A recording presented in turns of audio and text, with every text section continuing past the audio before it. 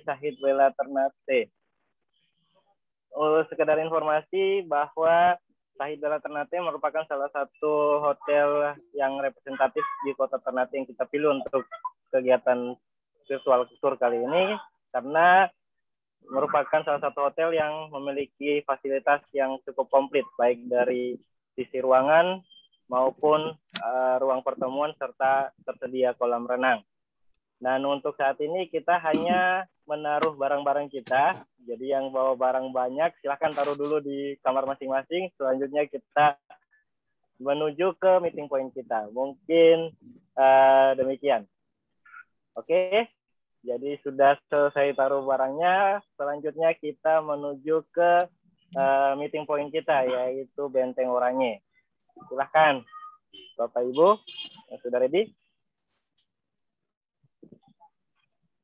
Oke, Bapak Ibu, sekarang kita sudah sampai di starting point atau meeting point kita, yaitu di Benteng Oranye. Nah, untuk di Benteng Oranye ini ada sedikit yang di Maluku Utara juga dari Bang Aziz. Bagaimana apa itu Benteng Oranye? Juga Bang Opat. Silakan, saya persilakan. Ya, baik. Assalamualaikum warahmatullahi wabarakatuh dan selamat sore bagi Bapak Ibu geowisatawan. Mudah-mudahan sore ini kita semua dalam keadaan sehat walafiat. Amin. Baik Bapak Ibu, selamat datang di Kota Ternate. Perkenalkan, nama saya Aziz. Ya, hari ini saya akan mengajak Bapak Ibu geowisatawan untuk mengenal lebih dekat salah satu benteng Belanda yang ada di Kota Ternate ini. Bapak Ibu, saat ini ya kita berada di salah satu benteng kastil yang dibangun pada tanggal 26 Mei tahun 1607 oleh Cornelis Matthijs de Jong. Lama pembangunan benteng ini Bapak Ibu diperkirakan selama 2 tahun. Ya, pada tahun 1609, François Wiltern menamakan benteng ini dengan nama Benteng Oranje, yang mana penamaan Benteng Oranje ini diambil dari nama keluarga kerajaan, yaitu William van Oranje.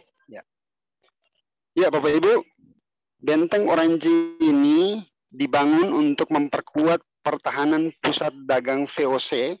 Ya, jadi pusat dagang waktu itu yang dimaksud di Ternate adalah pusat dagang rempah. Ya, untuk memperkuat pusat dagang VOC di Pulau Ternate dari ancaman bangsa-bangsa lain yang ingin merebut Ternate.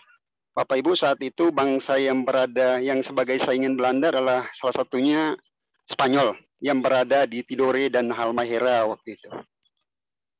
Baik Bapak Ibu peserta virtual tour, di dalam benteng ini kita masih bisa melihat sisa-sisa bangunan. Ya, bangunan-bangunan seperti rumah sakit, bekas kantor Gubernur Jenderal VOC, dan juga kurang lebih masih tersisa 12 meriam yang masih dilihat saat di Benteng Oranje. Ya, di antara 12 meriam yang ada saat ini, itu kurang lebih ada 3 negara, yaitu dari kerajaan Spanyol, dari Portugis, dan juga Belanda. Tapi yang banyak di antara meriam ini adalah yang punya Belanda. Baik Bapak Ibu, perlu diketahui juga bahwa pada tanggal 17 Februari 1613, Peter Both, beliau diangkat menjadi Gubernur Jenderal VOC pertama di Indonesia, bahkan di Asia Timur. Dan pada tahun 1619, ya kurang lebih 12 tahun setelah pembangunan Benteng Oranje ini, Gubernur Jenderal Belanda VOC, Peter Both, beliau memutuskan untuk memindahkan pusat VOC dari Ternate, Pulau Ternate yang kecil ini, ke Batavia, yang saat ini kita kenal dengan nama Jakarta, Bapak Ibu. Baik Bapak Ibu, saya kira sekian informasi singkat mengenai Benteng Oranje ini dari saya. Saya kembalikan kepada Bang Faisal. Baik, terima kasih Bang Aziz. Nah, terima kasih atas paparannya. Tambahan informasi juga bahwa dalam pembangunan Benteng Oranye ini meliputi ketika kependudukan Belanda itu mereka membawa sekitar kurang lebih 50 geologis. Jadi dalam setiap penentuan konstruksi pertahanan Belanda, yang mana kita dalam sebutannya disebut geomiliteri, nah jadi mereka terlibat langsung, bahkan dalam pengukuran pembangunan benteng itu mereka juga menghitung aspek hidrologinya. Tambahan informasi juga, di dalam benteng ini terdapat sekitar kurang lebih 4 sumur, yang mana mengikuti aliran endapan sumber air. Nah, selain itu juga di Benteng Oranye ini, tepat di belakangnya itu ada salah satu situs, yaitu rumah salah satu peneliti Inggris, rumah Alfred Russel Wallace. Bisa dilihat yang mana ketika dalam penentuan teori evolusi dari Charles Darwin, beliaulah yang salah satu peneliti yang ikut meneliti flora fauna yang ada di kawasan Wallacea. Mungkin demikian. Tambahan juga, untuk di meeting point kita ini terdapat salah satu situs yang sudah dijadikan pasar digital, yaitu Pasar Melayu di Benteng Oranye. Mungkin Bang Opan sudah hadir untuk lebih detailnya? Oke. Jadi ya, sudah hadir saya. Halo. Siap, silahkan Bang Opan untuk pasar digital di Pasar Melayunya. Silahkan Bang Opan. Oke, baik. Assalamualaikum warahmatullahi wabarakatuh. Selamat sore untuk semuanya. Perkenalkan, nama saya M. Sofian Ansar, biasa dipanggil Opan. Untuk diketahui, sejarah tentang Benteng Oranye tadi sudah dijelaskan oleh Bang Asis sama Bang Ical. Nah, untuk Benteng Oranye digunakan sebagai ruang publik. Nah, pada tahun 2008 telah mendeklarasikan bahwa Benteng Oranye sebagai pusat karya seni budaya bagi para komunitas Ternate, dan dipercaya kepada generasi pesona Indonesia Maluku Utara untuk mengelolanya. Nah, kebetulan kami Malut saya untuk mengelola destinasi digital ini, dan tempat sendiri berbagai komunitas juga menempati tempat sebagai sekretariat mereka maupun markas mereka. Nah, jauh sebelum COVID, di Benteng Oranye ini ada satu tempat atau pusat kumpul para teman-teman komunitas namanya Pasar Melayu. Nah, di sini semua pusat karya seni dan budaya itu kami pergelaran di sini. Ya, jadi hampir ke akhir pekan atau weekend kami selalu menggelar kegiatan-kegiatan atau event-event seni budaya, diskusi, dan masih banyak lagi. Nah, sayangnya saat ini di Kota maksimal untuk mengelola ini. Dan Pasar Melayu adalah destinasi digital. Kebetulan kami mendapat program dari Kementerian Pariwisata Republik Indonesia waktu masih Pak Menteri Arief Jaya. Nah, kami telah di sini, dan selain tempat pusat karya seni dan budaya, di sini juga terdapat berbagai kuliner. Ya. Teman-teman kalau main ke Benteng Oranye, teman-teman bisa mampir ke Pasar Melayu untuk menikmati secangkir kopi ataupun jajanan khas Maluku Utara di sini. Nah, kebetulan ada markas IAGI dan Genpi juga ada. HPI juga ada di Pasar Melayu di sini. Pokoknya ramai banget. Kalau sampai di Ternate, nggak sampai di Pasar Melayu, belum sampai Ternate. Tinggal tunggu Oka datang, tinggal tunggu si Oka datang.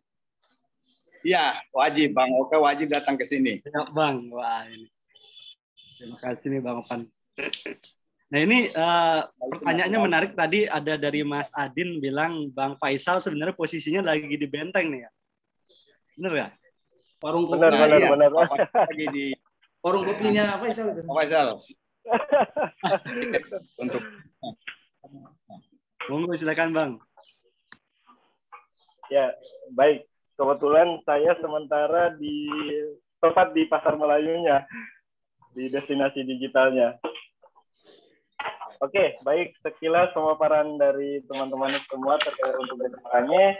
Untuk selanjutnya kita lanjut menuju destinasi utama kita hari ini, yaitu menuju Batu Angus. Nah, untuk dalam perjalanannya saya serahkan ke Ternate Jeep untuk alur perjalanannya. Silakan, Mas Agus.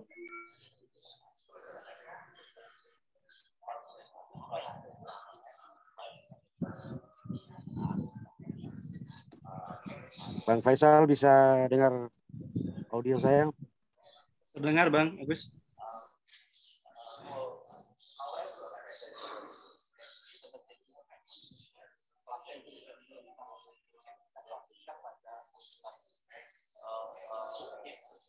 Belum di-unmute, Bang. Om Agus, mic-nya. Oke, sudah. Oke, sudah, Bang. Baik, Bapak Ibu. Rute kita berikut adalah dari Port Orange ke Benteng Oranje menuju Batu Angus. Ini akan kita lalui jalan raya yang lengang, Bapak Ibu, tidak seperti di kota-kota besar lainnya yang macet. Kita melewati jalan raya yang lengang dan diperkirakan sampai di Batu Angus memakan waktu 15 sampai 20 menit. Namun ada beberapa fitur yang akan kita singgahi, yaitu di Keraton Sultan Ternate dan di salah satu benteng Portugis juga. Untuk itu akan disampaikan oleh Bang Faisal. Silakan Bang Faisal.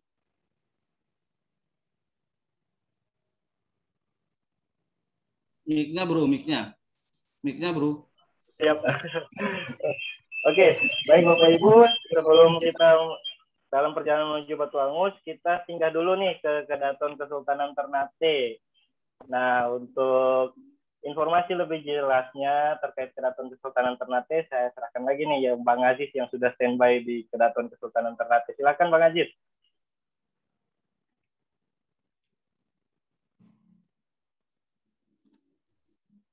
Aziz.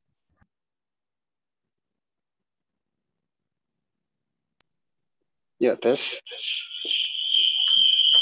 Silakan Aziz. Feedback agak jauh. Ya. Baik.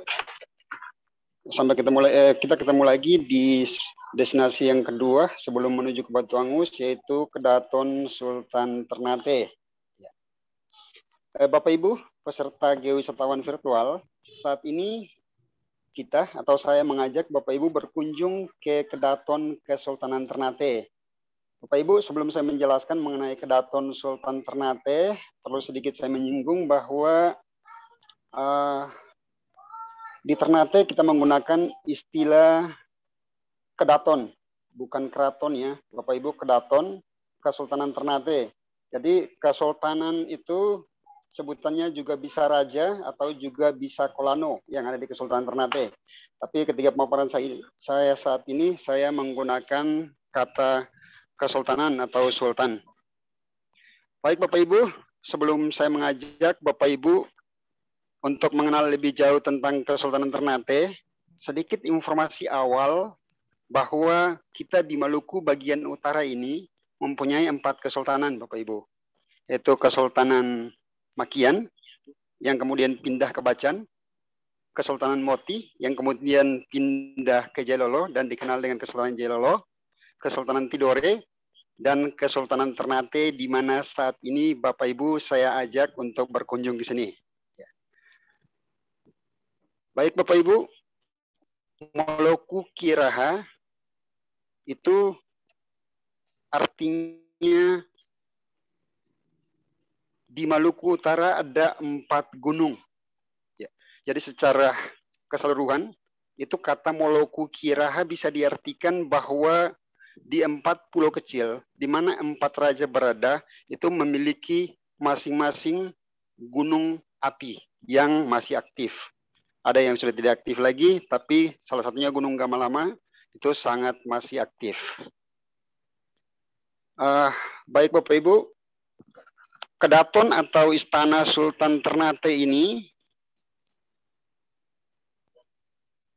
telah dibangun pada 3 tempat yang berbeda, yang mana saya mengajak Bapak Ibu saat ini adalah tempat yang ketiga, yang dibangun pada tanggal 24 November tahun 1813 oleh Sultan yang ke-40 saat itu, yaitu Sultan Muhammad Ali. Dan saat ini, Bapak Ibu perlu ketahui bahwa di Kesultanan Ternate, mulai dari Sultan pertama yang dinobatkan, yaitu pada tahun 1257, hingga saat ini sudah terdapat 49 Sultan yang menduduki tahta di Kesultanan Ternate. Baik Bapak Ibu, di dalam Kedaton Kesultanan Ternate ini masih terdapat beberapa koleksi, yang mana di dalam Kedaton ini juga terdapat sebuah museum yang dinamakan Museum Memorial Kesultanan Ternate. Mudah-mudahan Bapak Ibu bisa berkesempatan suatu saat untuk datang langsung dan melihat langsung betapa megahnya Kesultanan Ternate, dan ada Museum Kesultanan Ternate, dan bisa melihat koleksi-koleksi yang ada di dalam Kesultanan Ternate. Ya. Jadi Bapak Ibu, salah satu koleksi yang paling disakralkan oleh masyarakat Ternate yang terdapat saat ini dalam Museum Kesultanan Ternate yaitu mahkota Sultan Ternate, yang mana ketika pelantikan Sultan pertama pada tahun 1257 itu mahkota itu sudah digunakan, dan hingga saat ini mahkota itu diperkirakan berusia 764 tahun Bapak Ibu. Ya. Jadi Bapak Ibu berkesempatan hadir, silahkan. Mahkota ini sangat unik dan ceritanya bisa langsung disampaikan di sana juga. Lanjutkan bahwa selain mahkota Kesultanan Ternate, dalam museum ini juga terdapat koleksi peninggalan kerajaan-kerajaan yang pernah menjalin hubungan kerjasama dengan Kesultanan Ternate, Bapak Ibu, seperti Cina, Kerajaan Arab Saudi, Kerajaan Portugal, Kerajaan Spanyol, dan juga Kerajaan Belanda yang masih tersimpan hingga saat ini. Baik Bapak Ibu, untuk mempersingkat waktu, demikian informasi singkat mengenai Kedaton atau Istana Kesultanan Ternate dari saya. Harapan saya, walaupun kita hanya bertemu melalui media daring, tapi semoga Bapak dan Ibu dapat mengetahui sedikit perkenalan dari Kesultanan Ternate. Sekian dan terima kasih, saya kembalikan kepada Bang Ical. Terima kasih Bang Aziz. Nah, tambahan informasi juga, ada salah satu keunikan dari Kedaton Kesultanan Ternate ini, yaitu letaknya yang linear.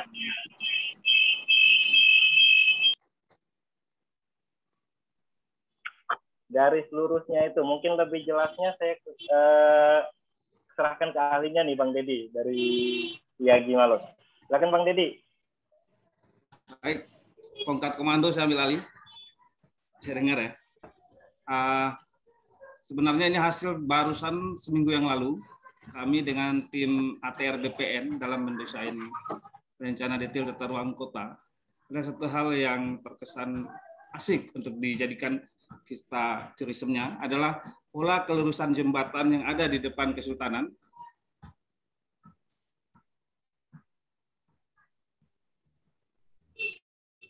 Bentar. Ada jembatan di sini. Ini pola kelurusan jembatan ini jembatan ini memang dibangun di zaman pemerintahan Kesultanan dulunya dan sampai sekarang masih tersisa dan bisa dilihat ini punya kelurusan yang segaris dengan posisi keraton dan puncak lama-lamanya. Sama halnya dengan Jogja misalnya, Merapi tegak lurus dengan Tugu ya. Nah, di Ternate pun sama rupanya. Ada vistanya tegak lurus antara puncak keraton dengan jembatan batunya di sini. Nah, di belakang daripada posisi keraton kurang lebih sekitar 1 kilo sampai 2 kilo itu kita bisa jumpai ada sinterkonnya. Ada kerjut sinder yang kemudian hari ini menjadi pemukiman oleh warga yang bermukim di sekitar lokasi tersebut. Nah ini.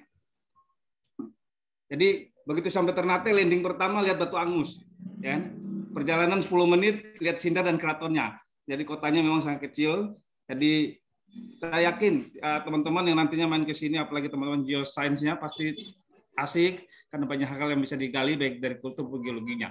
Tadi saya kembali ulangi, ini yang menjadi keunikan yang baru bagi kami, kelurusan ini antara puncak keraton dengan jembatan yang dibangun.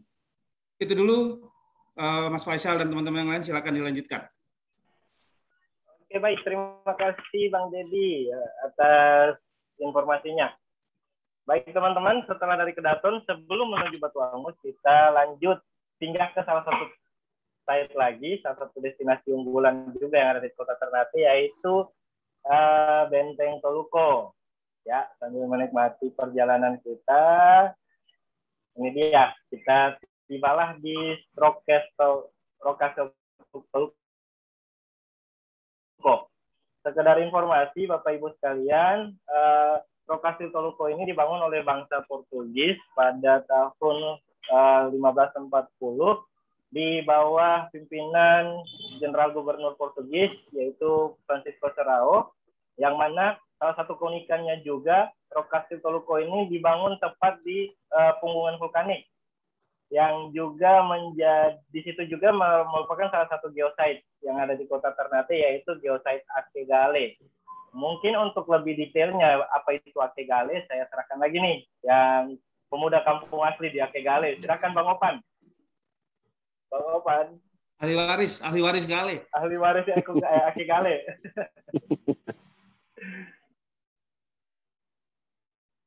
Akegale. Oke, makasih Bang Ical. Oke, Akegale ya. Akegale ini adalah nama sebuah kali kecil. Nama sebuah kali kecil yang memang keberadaannya bisa dibilang dua di antara bisa dibilang satu-satunya lah ya yang ada di Kota Ternate ya, dengan mata air yang berasal dari hutan sagu. Nah, Akegale ini berada tepatnya di Kelurahan Sangaji, Kota Ternate Utara. Nah, ini adalah salah satu sumber mata air yang berada di Kota Ternate. Bahkan Akegale ini menjadi sumber Ternate ya. Akegale ini berada tepatnya di tengah kota dan satu-satunya hutan sagu yang memang masih tersisa di Kota Ternate. Satu-satunya hutan sagu dan luasannya tidak sampai 1 hektar, hanya 0,5 hektar. Nah, ini walaupun sagunya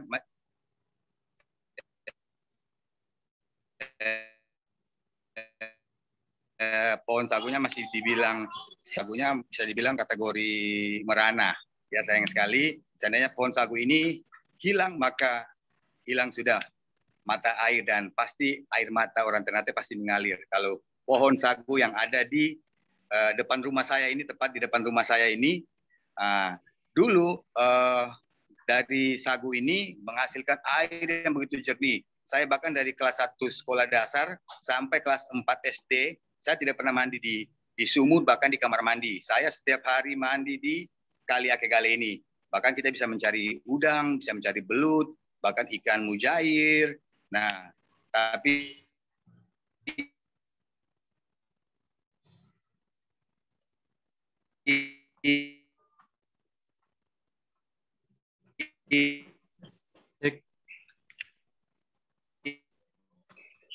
Jaringan Opan, jaringan.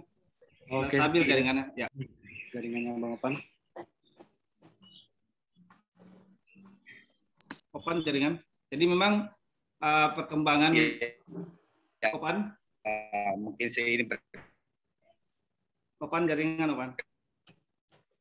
Perkembangannya zaman. Ya udah gas terus yuk. Camping kok nggak gas? Digas Pan. Air suka ring ke apa jadinya? Akegale suka ring.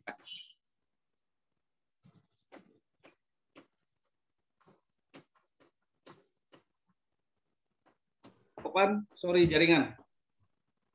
Opan. Di unmute dulu, Pan.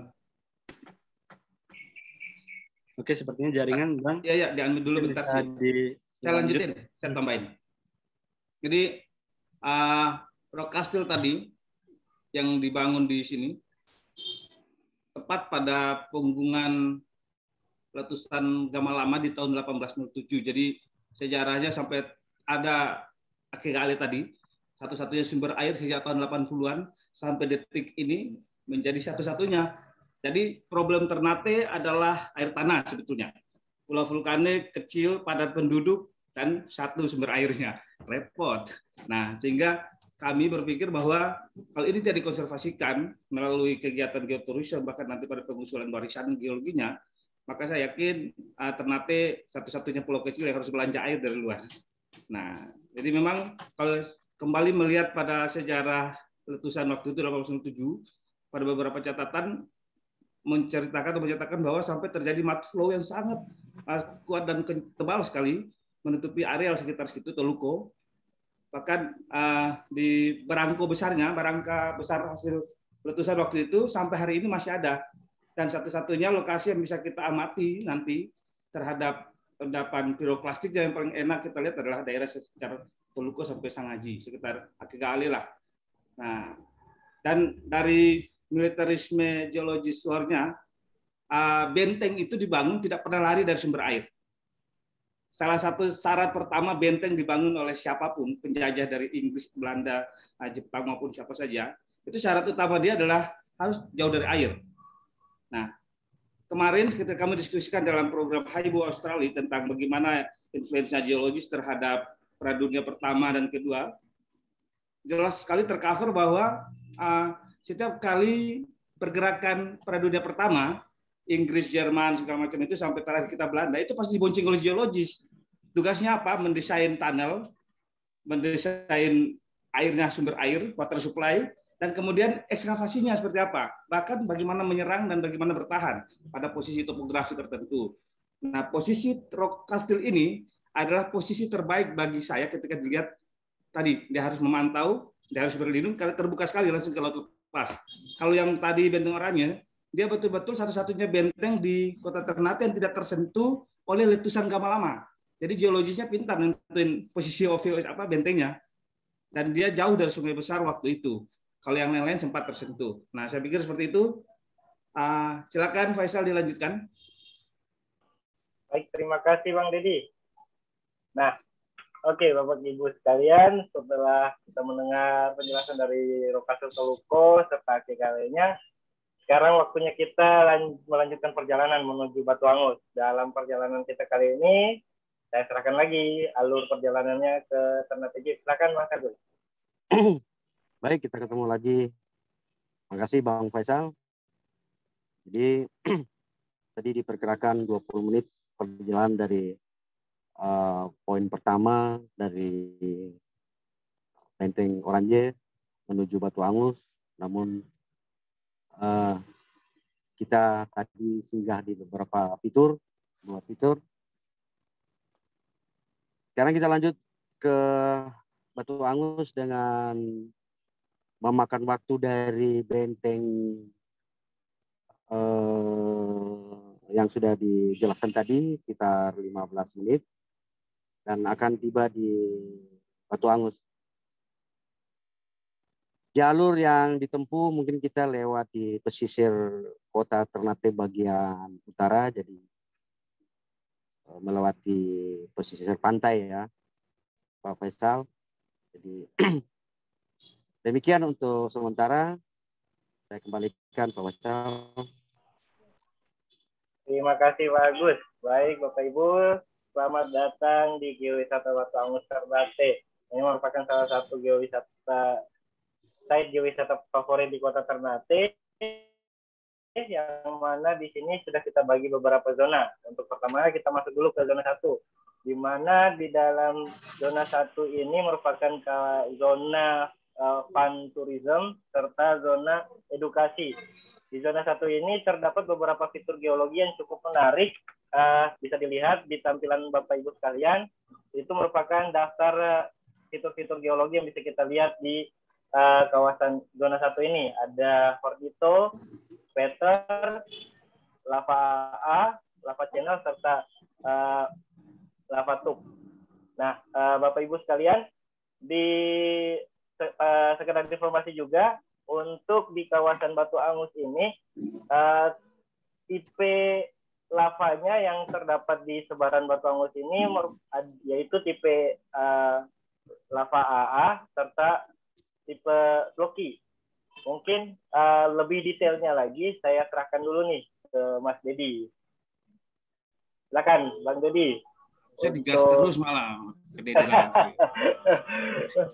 Ayo, terima kasih. Baik teman-teman.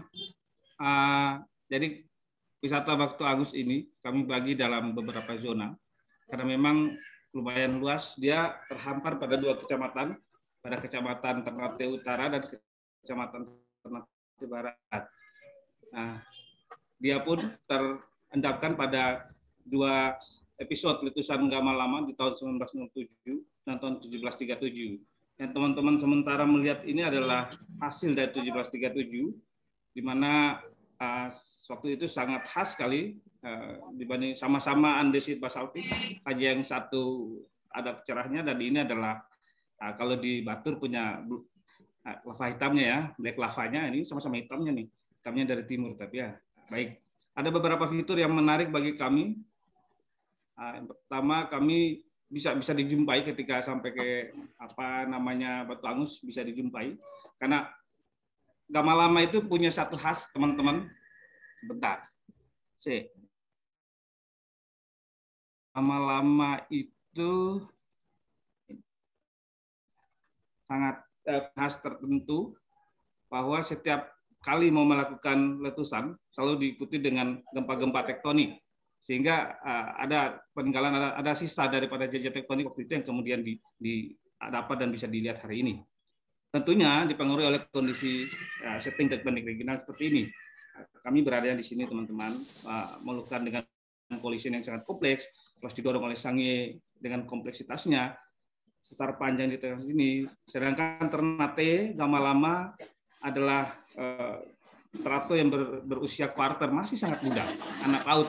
Jadi masih PAUD ini Gama Lamanya, sehingga kita ya tahu sendirilah kalau kuarter seperti apa.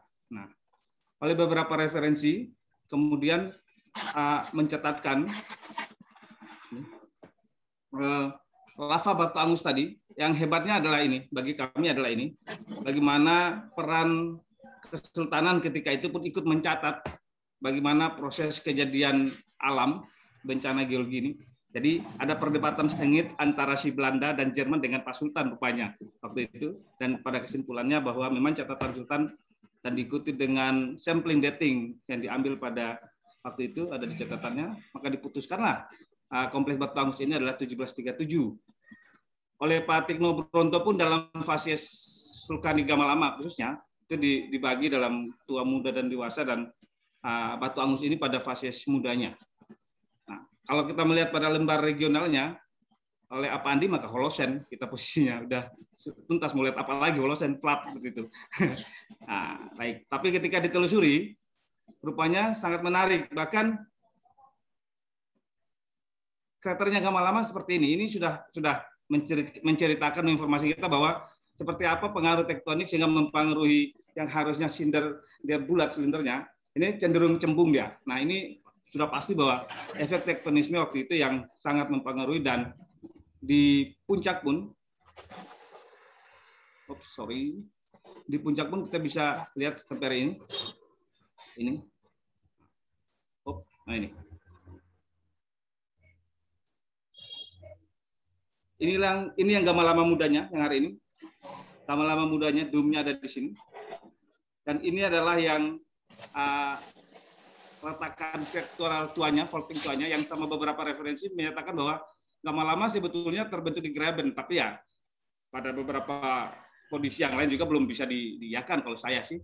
Nah, sehingga saya lebih cenderung karena tadi hanya dia satu pensesaran yang sangat besar, ketika itu, sehingga ada ini.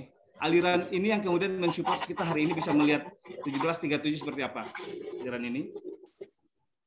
Jadi ada satu benteng kekar di sini. Jadi terpisahnya aliran 1907 dengan 1737 tetap di tengah sini pada batas vegetasi.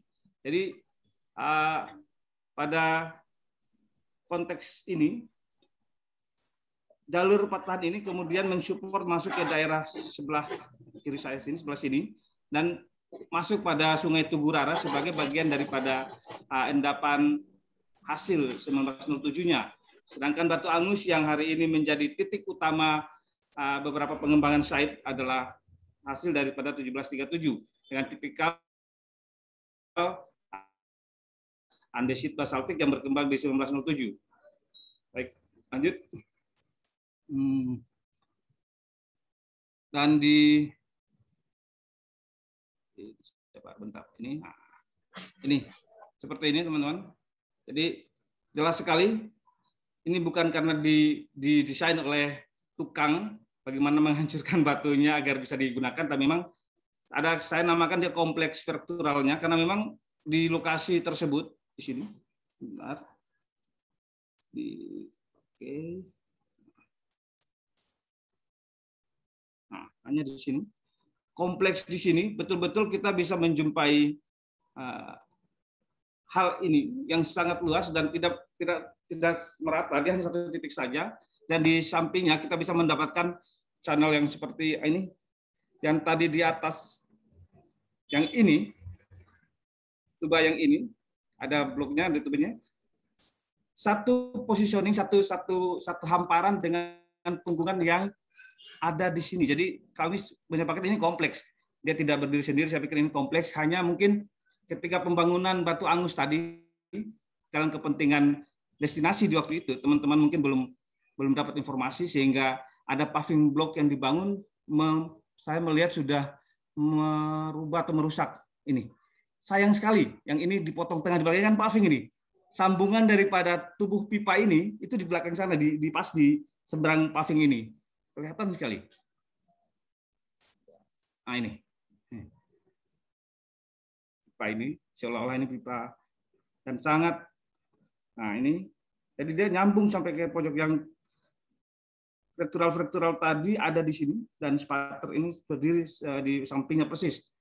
Nah, jadi memang baru di zona 1 saja kami sudah bisa melihat, dan awalnya saudara kami lebih cenderung pada zona 1 ini adalah fun tourism untuk atraksi budaya, untuk diskusi terbuka, pokoknya fun tourism-nya. Tapi begitu kami lebih coba mendetailkan lagi, rupanya tidak semua yang harus disentuh sebagai fun tourism. Di blok sebelah sini, ya coba membuka. Nah, ini kan ada panggung budayanya. Ini ada panggung atraksi. Awalnya kami ingin, sudah ini biar saja ini jadi tempat fun tourism, toh sudah dibangun, ada pavingnya, dan kami cuma fokuskan diri di sini. Rupanya lebih lama kami bermain di sekitar sini, ada yang lebih menarik. Bahkan di sini sudah dibangun toilet umum di sini, yang di sampingnya persis sudah merusak satu site lagi, satu outcrop lagi yang sangat unik, yang satu kesatuan dengan punggungan yang ada di sini. Ini satu blocking di sini dia. Nah, sehingga siapapun yang ke sini, yang ke Batu Angus, saya pikir walaupun lokal, kalau sudah tahu posisi Batu Angus seperti apa, dia pasti nggak mau kemana lagi karena sangat banyak yang dapat didapat. Belum lagi pada posisi mana? Sebentar. Oh ini dulu ini. Nah, kita sudah memulai dengan ini. Bagaimana inklusivitas di Batu Angus? Jadi teman-teman kolaborasi sudah coba menggandeng, sudah mengajak teman-teman berkebutuhan khusus untuk ayo kita nikmati Batu Angusnya. Dan kami sangat bersyukur mereka pun merasa puas, walaupun akses untuk teman-teman berkebutuhan khusus belum maksimal terlaksana dan ada di sana, tapi paling tidak mereka sudah merasa bahwa saya sudah ada di tempat sini, dan suatu saat insya Allah akan berkembang terus. Bangun atraksinya, oke. Jadi seiring, jadi Batu Angus ini betul-betul direspon oleh pemerintah kota, teman-teman, sehingga ketika Kepala Dinas Pariwisata beberapa tahun lalu melakukan kerjasama dengan IAGI Pemda Maluku Utara, awalnya adalah untuk merespon PIM 2-nya beliau yang mengangkat bagaimana membangun. Jadi PIM 2 beliau adalah geowisata Batu Angus. Nah, jadi Batu Angus ini ini sudah masuk ke PIM 2-nya beliau. yang dilanjutkan dengan pemerintah kota atau wali kota, ayo MOU lanjut lagi dari IAGI untuk mengembangkan dari geoturism tadi, ayo kita maju ke warisan dalam skop yang lebih luas Ternate-nya. Mohon dukungannya teman-teman untuk bisa berjalan lancar. Saya ingin tunjukin apa tadi?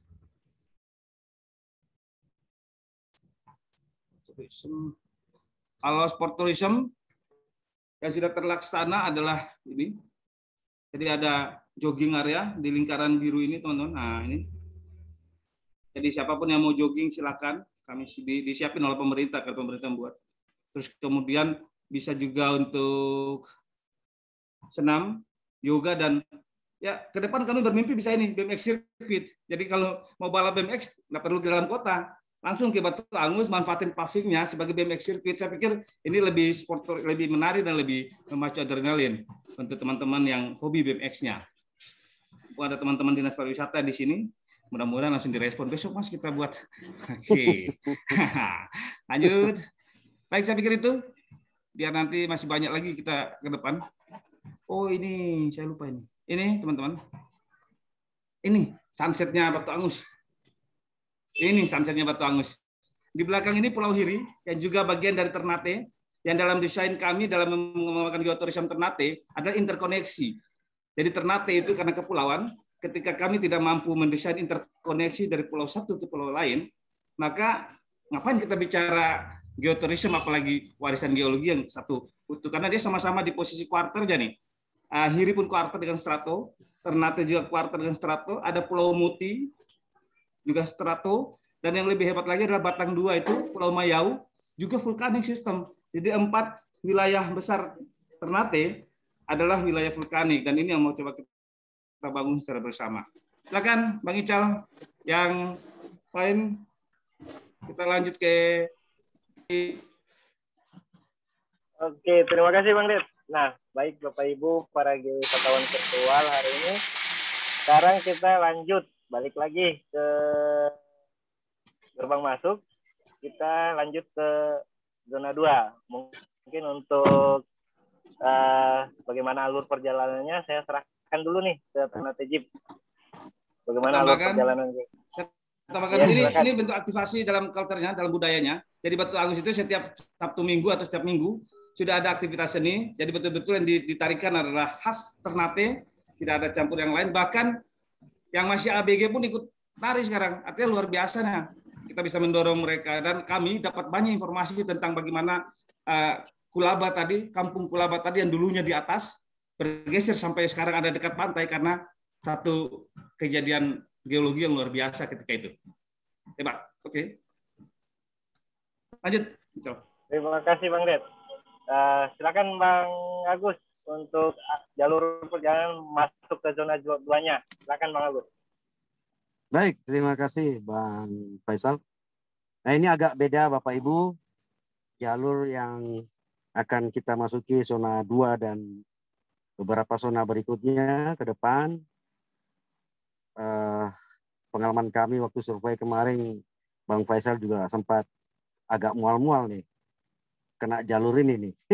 Jalurnya berbatuan dan agak sedikit menguji adrenalin kita. Namun Bapak Ibu nggak perlu khawatir karena kami sudah terbiasa dengan jalur-jalur seperti itu, dan unit yang kami siapkan ini sudah safety dan peralatan recovery-nya juga sudah memadai, sehingga Bapak Ibu peserta geowisata ini tidak perlu khawatir lagi, karena driver kita juga sudah berpengalaman di medan-medan yang lebih ekstrim lagi. Sebagai gambaran menuju zona-zona berikut dari zona 1, zona 2, zona 3 dan seterusnya, jalurnya bebatuan dan kita akan melewati jalan tambang dan mungkin ada mobil tambang yang wirawiri ya, yang keluar masuk di situ. Tapi insya Allah aman. Jadi kita tidak perlu khawatir. Kemudian kebetulan sekarang ini di Ternate agak sedikit hujan, gerimis. Jadi lebih asik kalau memang jalannya ya ada airnya. Jadi lebih memacu lagi adrenalin kita. Baik, sekedar gambaran untuk kondisi jalur di zona 2 dan seterusnya. Seperti itu, kami kembalikan ke Pak Faisal untuk silakan dilanjut. Terima kasih. Terima kasih Mas Agus. Nah, baik Bapak Ibu, di dalam zona 2, nah di zona 2 ini merupakan mirip, ada beberapa keunikan juga yang mirip dengan zona 1, namun ada juga beberapa yang sedikit berbeda. Di antaranya di sini bisa kita lihat bola lava di zona 2 juga. Nah, itu bentuk lava ball atau bola lava yang bisa kita temukan di zona 2. Jadi mungkin kita parkir dulu, bisa dilihat di dalam tampilan ada parkiran serta jalur masuknya. Jadi kita harus jalan kaki dulu kurang lebih sekitar 10-30 meter menuju fitur-fitur geologinya. Jadi selain bola lava, ada juga fitur-fitur menarik lainnya. Mungkin sebelum masuk ke fitur-fitur lainnya, saya sedikit memberikan gambaran dulu. Di dalam zona 2 ini juga ada jejak megalitikumnya. Namun sebelum masuk ke jejak megalitikum, saya serahkan dulu nih ke ahlinya untuk penjelasan terkait fitur-fitur di dalamnya. Silakan Bang Dedi.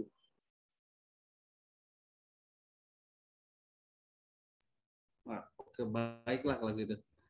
Jadi zona 2, zona 3 dan selanjutnya sangat khas dengan AA lavanya.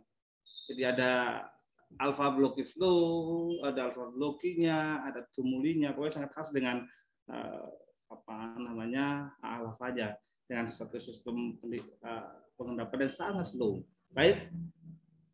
Jadi tidak jauh ya dari zona 1 kita ke zona 2 itu hanya terpotong oleh jalan nasional di tengahnya. Sehingga kita sengaja untuk membaginya.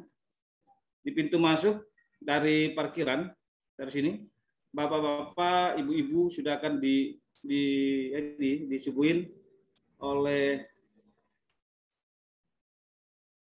penjaga, oleh yang menjaga,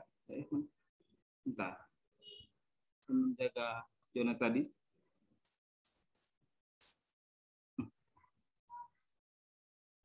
Nih. Jadi begitu habis parkir masuk, kita sudah disambut oleh seekor anjing dan seekor gajah yang siap sedia menunggu kita di sini. Selamat datangnya sama mereka di sini ada 2 spondok stone dan elephant stone, kami sebutnya seperti itu. Nah, kemudian masuk lagi, kita akan ketemu kornito yang khas daripada lava dan yang berkembang di sana. Jadi memang betul-betul ini adalah wilayah yang luas dan sebelum dikembangkan hari ini oleh kami untuk mendekati diri ke wilayah sini, kawasan ini adalah dijadikan kawasan pertambangan. Jadi sayang sekali sudah banyak fitur di sini. Nah ini kalau kita lihat dari Google Earth ini, bagian-bagian di sini sudah ditambang. Padahal kalau tidak ditambang sangat bagus sekali di sini. Ini sudah kelihatan jelas ini.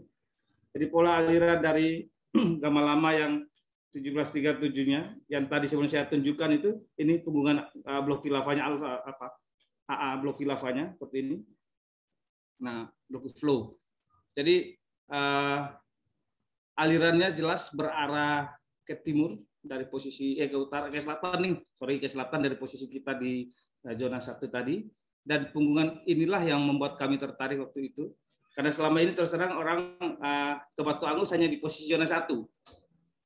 Saya pun begitu dulunya. Oh, Batu Angus itu cuma samping pinggir pantai dan segala macam. Rupanya ada satu perkembangan yang luar biasa dan sangat luas. Ada lavanya yang berkembang dan dengan konteks sejarah geologi yang sangat asik untuk kita lihat di sana. Nah, tumulinya ini bukan di Kintamani, yang teroper itu Kintamani. Nah, ini tumuli yang ada di zona 2. Jadi sangat banyak sebetulnya. Persis ya Oka ya yang ini? Persis, Ya. persis banget. Betul. Saya juga kaget pas di lapangan kemarin. Loh, ini persis. Kayak di Sama Batur. persis. Iya, kayak di Batur. Pilar lava yang dijadikan geotrail pun persis banget. Persis. Arahnya pun kurang lebih sama. Nah,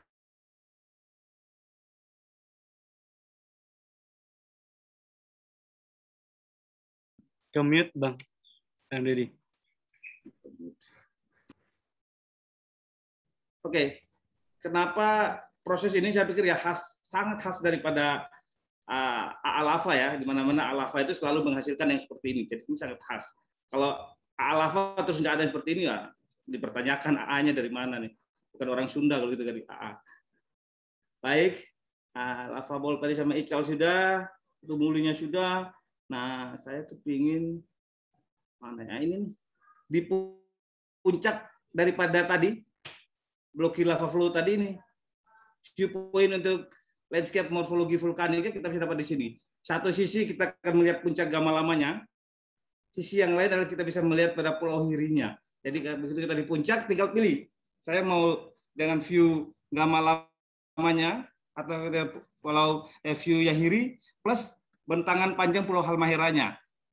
Yang ini. Kalau yang ini pas ke gamma lamanya. Jadi memang belum masuk ke dalam jauh saja kita sudah dibuat manja oleh kondisi yang ada di sana. Nah, ini khas smooternya, AA blokinya, lava flow-nya, ini khas sekali. Jadi memang dari cerita orang kampung tadi yang saya bilang oleh orang tua di Kulaba tadi, bahwa mereka turun-temurun yang sudah tua dari tadi yang difoto sampaikan bahwa mereka sangat yakini, orang tua mereka dulu-dulu yakini bahwa letusan gamma lama itu bukan di puncaknya, tapi di belakang rumahnya. Kalau saya mencurigai adalah ketika aktivitas ini blocky flow-nya, karena memang dia membuat frontier sendiri kan ketika itu, apalagi Spetar ikut bermain. Jadi saya berpikir waktu itu saya sama ke teman-teman bahwa ya wajar kalau dulu mereka kampungnya di dalam, dilewati tiba-tiba blocky flow-nya di depan rumahnya, ya dia panik juga. Jadi sehingga ini adalah satu rentetan sejarah yang tidak jauh nanti kita bisa kembangin kayak Sembalun Rinjani, sama juga dengan pura di Batur ya oke ya, yang kemudian dibangun kembali setelah ada letusan ketika itu. Jadi memang hijrahnya manusia adalah hal-hal seperti itu dan menguatkan lagi ketika kita nanti ke jejak megalitikum. Oke. Nah ini juga khas sekali akresinya. Jadi kita bisa melihat bagaimana akresinya, lava akresi yang berkembang di sana. Sayangnya adalah yang ini sudah dihancurkan bagian atasnya oleh para penambang dan tersisa ini. Kalau tidak, bisa kita lihat bagaimana antar lava, blocky flow-nya yang bisa terkontak langsung dengan akresi. Sangat menarik sekali di zona 2 ini. Ini apa? Oke, ada juga yang ini. Bisa melihat bagaimana karang lavanya, kembang lavanya, ornamennya. Ini sangat khas di tipe yang asam, sangat khas sekali. Landscape, tadi sudah. Oke, silakan kembali. Cal, lanjut lagi Cal. Atau ada apa? Asis mau tambahin? Silakan, mungkin Pak Asis kalau ada mau tambahkan terkait jejak megalitik.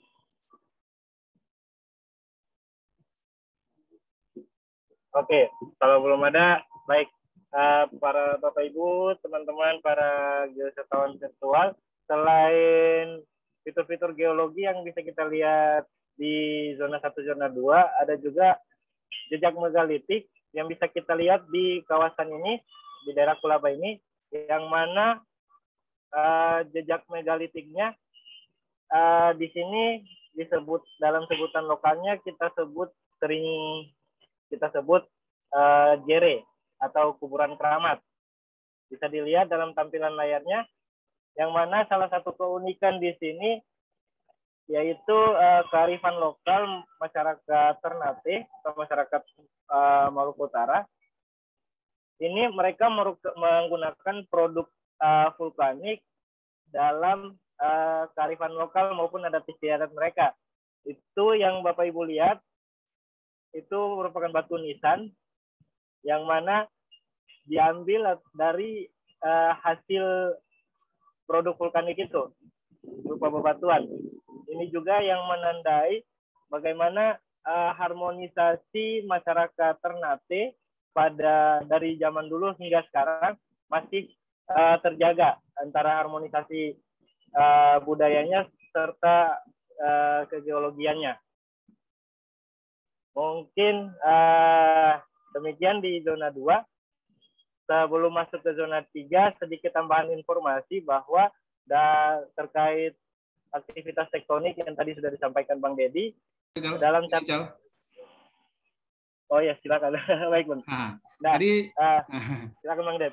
Jadi kalau tadi di sebelah sini persis kita bisa melihat tadi ada peninggalan jejak megalitik itu menjadi petilasan oleh orang suci ketika itu yang kemudian hari ini menjadi tempat yang dipercaya oleh orang Ternate hingga saat ini. Di seberangnya posisi Sinder, Gama Lama itu dalam catatannya pernah terjadi soma, jadi ada bentangan, ada soma yang membentuk dan kemudian melindungi pada bagian barat daripada kota ini, termasuk di Batu Angus ini. Nah, kemungkinan besar adalah yang berkembang di sini. Jadi ini adalah lava yang berkembang 1763 yang di luar daripada lava 1737 dan 1907. Ada posisi sinternya. Ini. Oke. Ini yang tadi yang saya sampaikan diyakini oleh para orang tua tadi bahwa dulu kembang di sini, Mas. Jadi dulu perkampungan itu berkembang di sekitar ini, di lembah ini, di sekitar sini. Yang kemudian hari ini mereka bergeser ke bawah sini. Jadi ada lembah antara dua punggungan ini. Nah, di sini adalah tadi tempat petilasan orang suci ketika itu, karena sangat tidak mungkin petilasannya di sini terus turun sampai ke bawah sini untuk memberikan wejangan agamanya, saya pikir.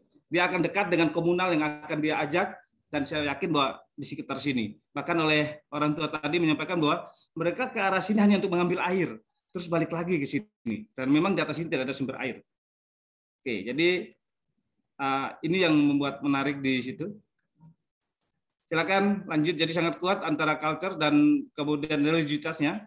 Dan teman kami yang dari arkeolog memetakan kurang lebih ada 52 sebaran megalitikum yang ada di kota Ternate. Ada 52 titik. Jadi bukan cuma Jerit Kulabanya ini saja, tapi di beberapa lokasi pun tersebar meluas. Artinya sangat kuat. Dan ini megalitik yang seperti ini kuat kaitannya dengan Hindu sebetulnya bawaannya.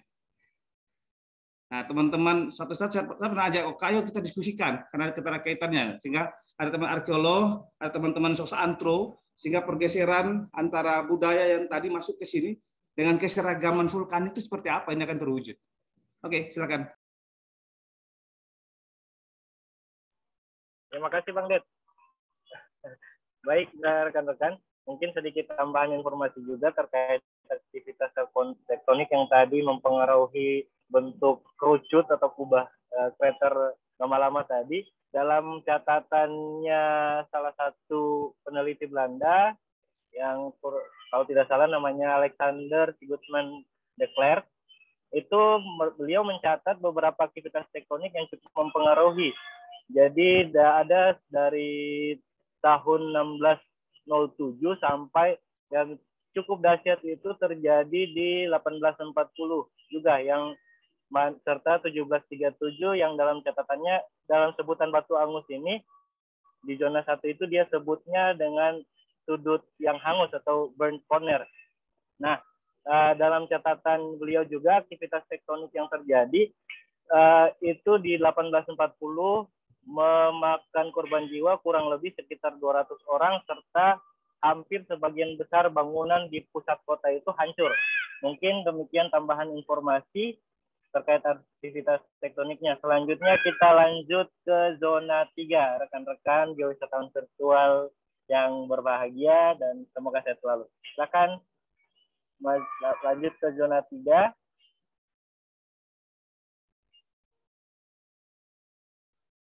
Nah, yang unik dari zona 3 ini kita sebutnya geotrail labirin. Karena rekan-rekan geowisatawan ketika berkunjung di zona 3 ini bisa masuk dalam konsep labirin Batu Angus. Salah-salah bisa nyasar di dalam, nggak bisa keluar. Di zona 3 ini juga ada beberapa fitur yang menarik. Ada salah satunya fitur yang jadi khas di situ, yaitu Batu Maruku. Mana Batu Marukunya ya?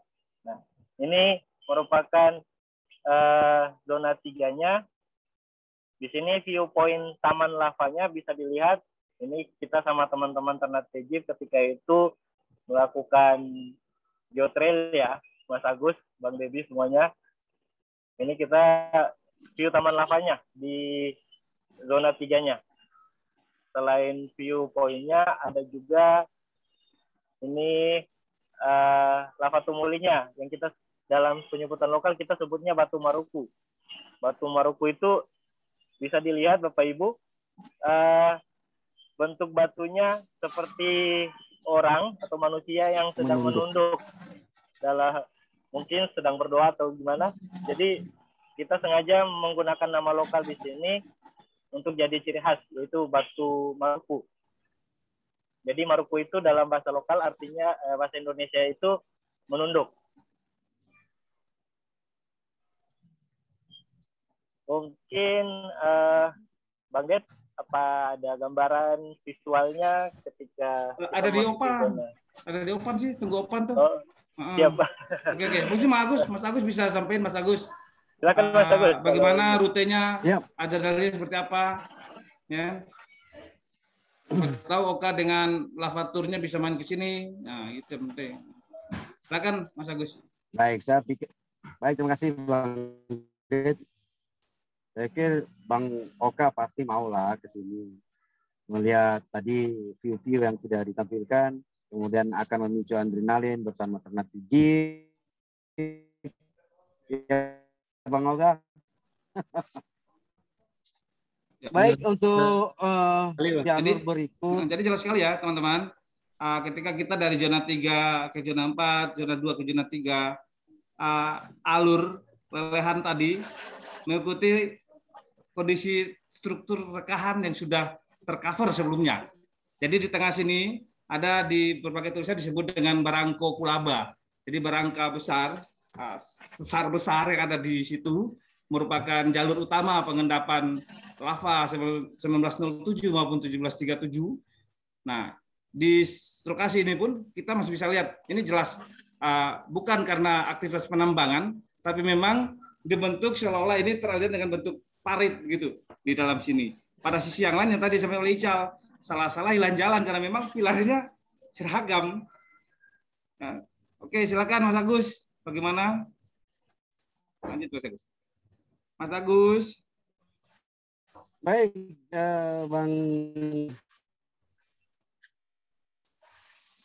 Bang Dedi bisa dengar?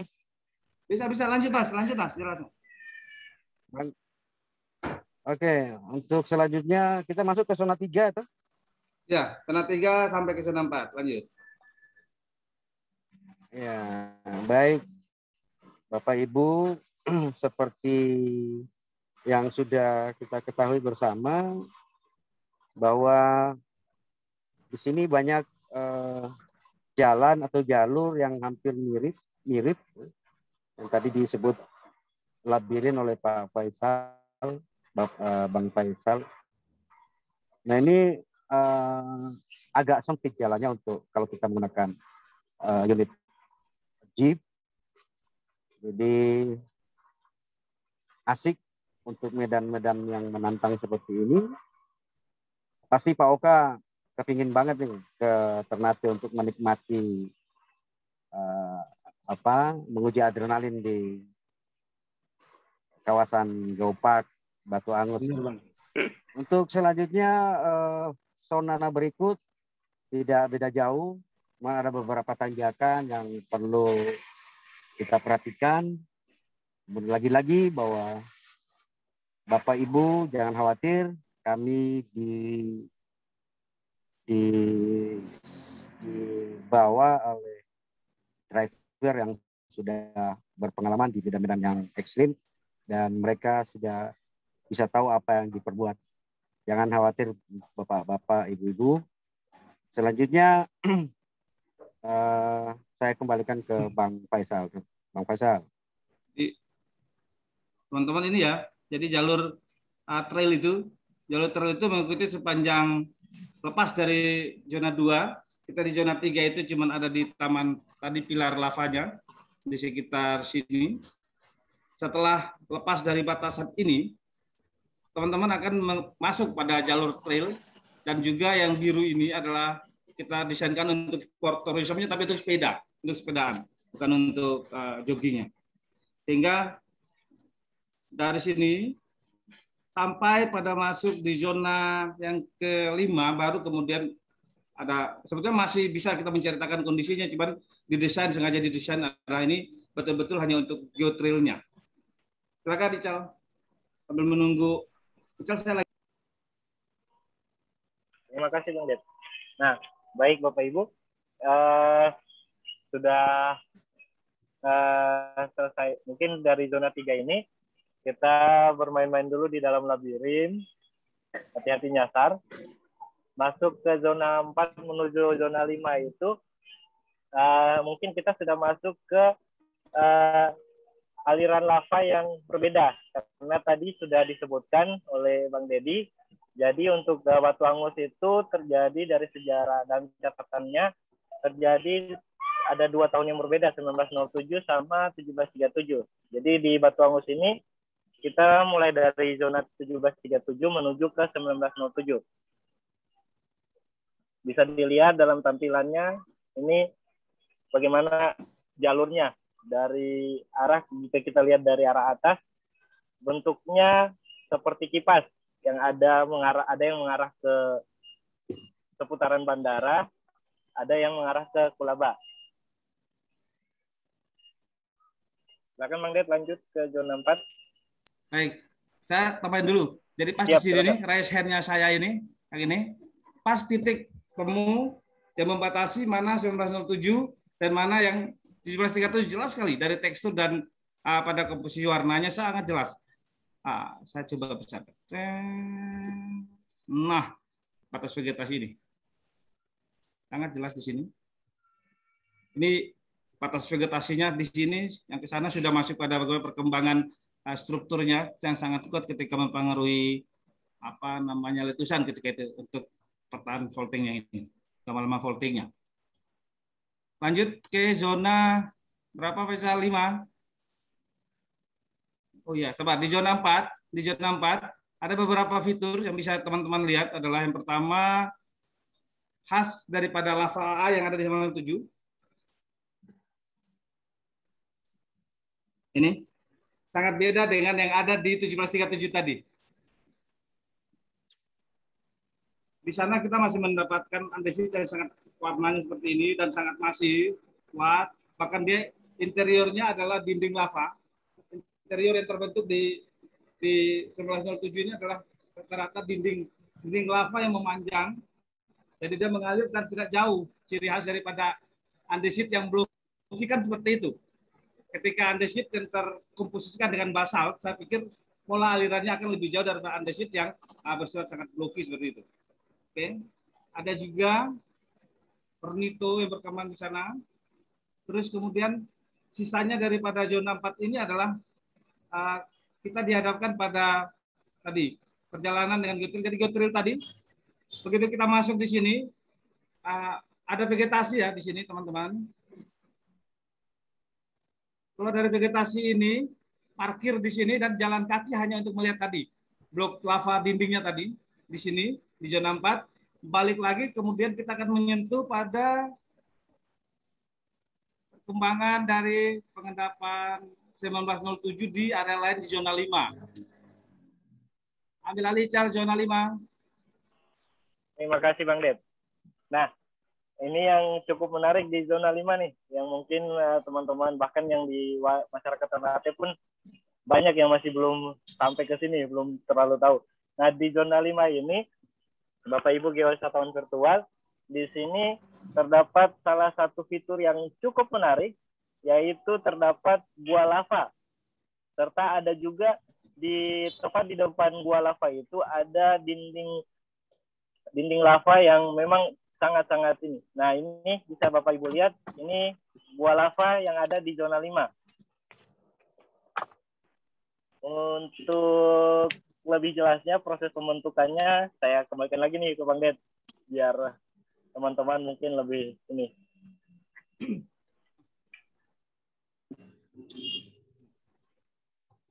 Ini nih apa namanya dinding interior tadi, interior lava 7 sangat khas sekali dengan warna yang seperti ini. Dia lebih cerah dibanding 1737 yang lebih hitam dan sangat teksturnya adalah lebih rata-rata, dia ke apa namanya tadi, pokoknya dia beda sekali. Sehingga di sisi yang lain tadi di zona 5 kami tidak sengaja sebetulnya ketemu dengan beliau ini, dengan gua lava tadi kita tidak sengaja.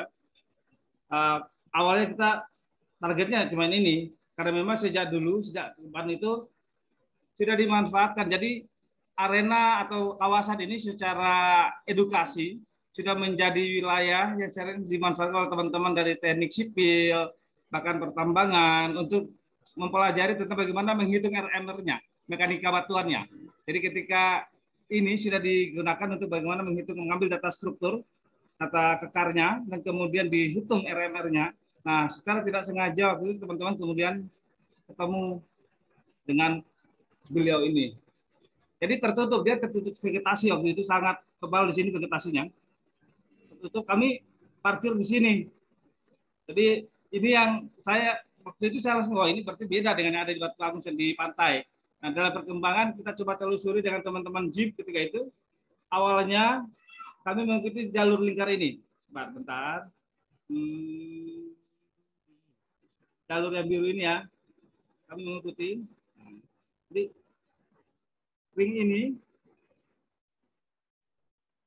vegetasi yang ini tumbuh dan berkembang tepat di atas dinding yang tadi di sini, dinding lava ini,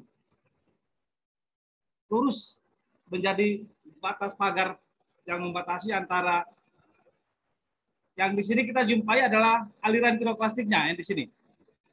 Yang pemukiman ini adalah aliran piroklastiknya.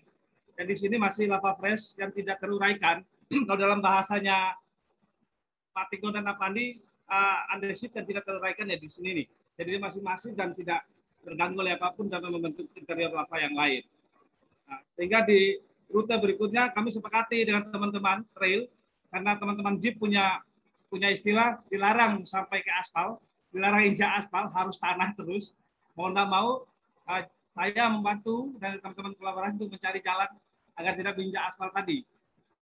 Kita sisir di atas sini hingga ketemu ke titik camping ground yang pertama.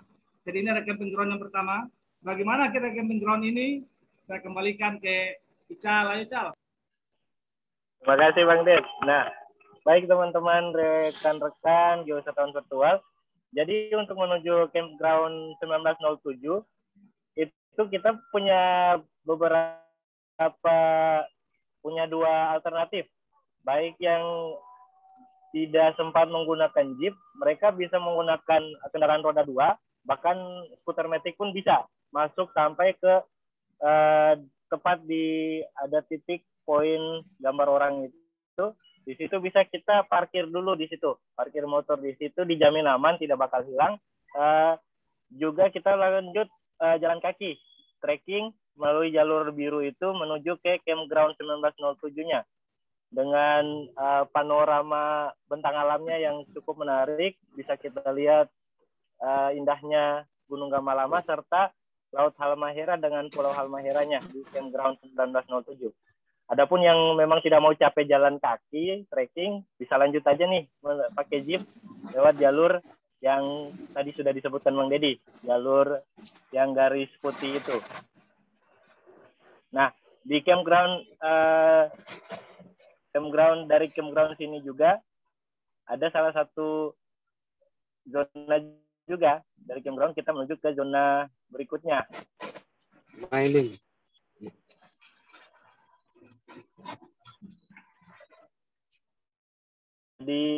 selain itu sebelum masuk ke campground-nya di site selanjutnya, di campground ini juga ada beberapa fitur juga sih yang menarik di campground ini. Mungkin bisa ditampilkan Bang Det. Ada beberapa fitur di campground. Nah, ini Petercon 1907-nya, serta ada Sili Lava kalau saya tidak salah. Bukan Sili ya, Ical. Saya luruskan tadi Marin Oka. Ada instruksi bentuknya Sil. Saya harap dimaklumi ya. Siap. Nah, jadi di wilayah ini juga tidak cuma spatter, kami ketemu yang namanya shield. Jadi rupanya ada tipikal intrusi lain yang tidak cuma daik ada tapi ada shield. Dan luar biasa nih, saya terus terang di Ternate baru dapat shield di sini. Sisanya daik. Baik, sehingga ini masuk ke dosite. Jadi ketika kita ngecamp di sini, camping ground-nya di sini, silakan bebas untuk kemana saja. Ini camping ground pertama. Dengan sayang ada workshop galian logam dan kami sudah kemarin alhamdulillah pemerintah Kota Ternate betul-betul serius dalam mengembangkan geowisatanya karena judul daripada RDTR-nya pemerintah Kota Ternate adalah Geohistorical Island. Saya lupa ngeser, saya bisa ngeser nanti.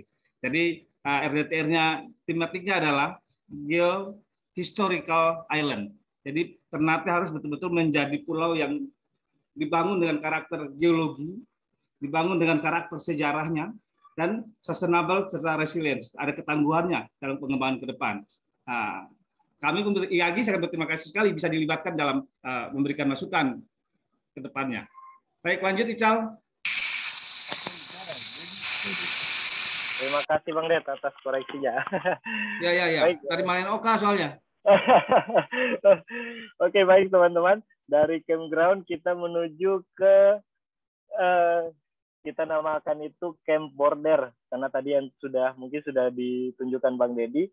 Kenapa kita namakan camp border? Karena di situ tepat di perbatasan antara aliran 1737 serta 1907-nya. Mungkin bisa ditampilkan sambil menunggu Bang Det. Nah, di sini juga di camp border, kita namakan camp border atau camp perbatasan. Di situ yang nanti bakal dijadikan campground dalam rangka ekspedisi 1737. Sekedar informasi buat teman-teman geowisatawan virtual, nanti akan diadakan ekspedisi Gamalama 1737 dalam memperingati hasil penelitian ataupun catatan dari geologis Belanda Herman Verstappen.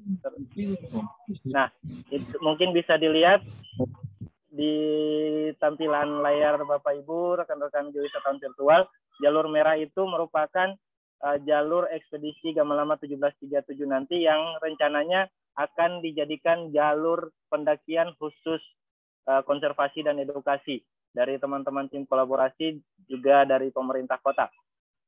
Nah, bisa dilihat di titik kuning itu merupakan border camp yang sudah kami tetapkan dalam ekspedisi nanti, yang mana tim kolaborasi juga didukung oleh teman-teman pecinta alam, serta dari pihak keamanan ada dari Koramil Pulau, serta pemerintah kota dalam hal ini terlibat langsung dalam ekspedisi ini.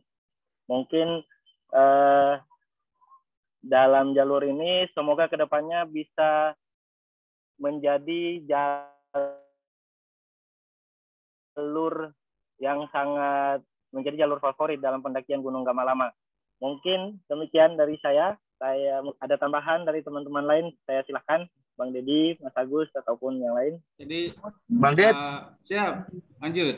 Jadi camp terakhir yang akan direncanakan ke depan oleh siapapun yang bertanggung adalah di sini, di border camp ini. Ini sangat menarik, sangat luas, ada view-nya.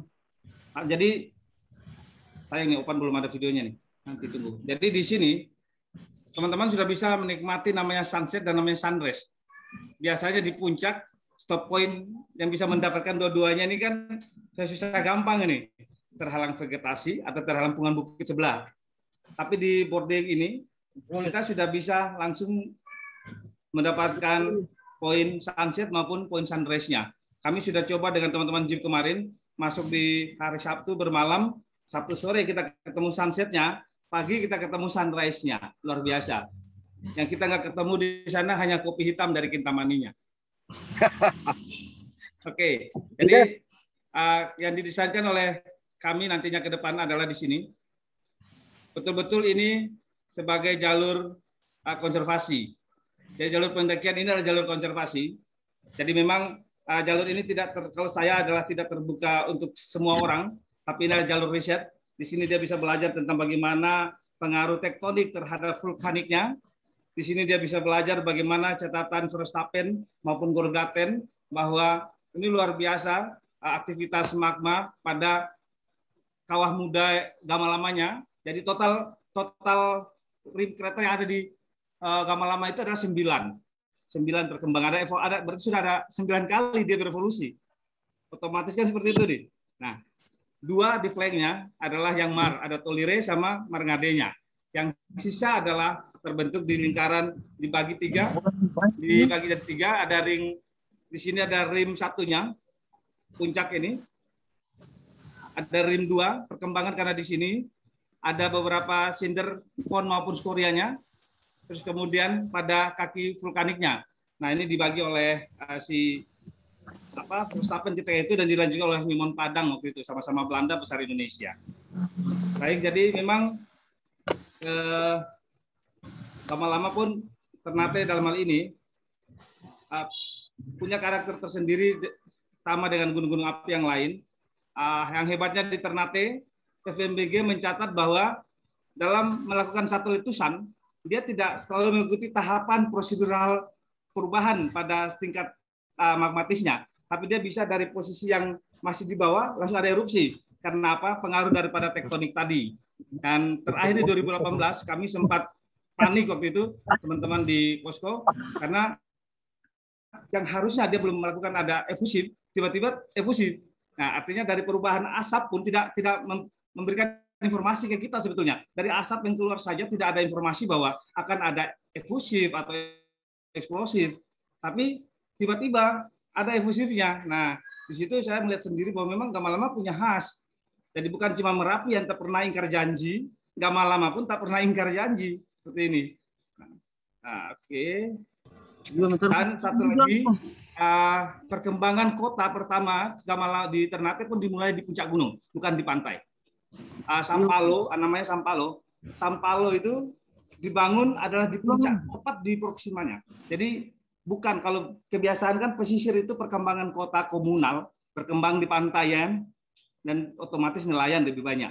Tapi kalau melihat pada perkembangan sejarah, maka orang Ternate zaman dulu, moyangnya kami ini, itu hidupnya adalah gunung, anak gunung, bukan anak pantai. Anak pantai Imanes sama Joni Agung. Jadi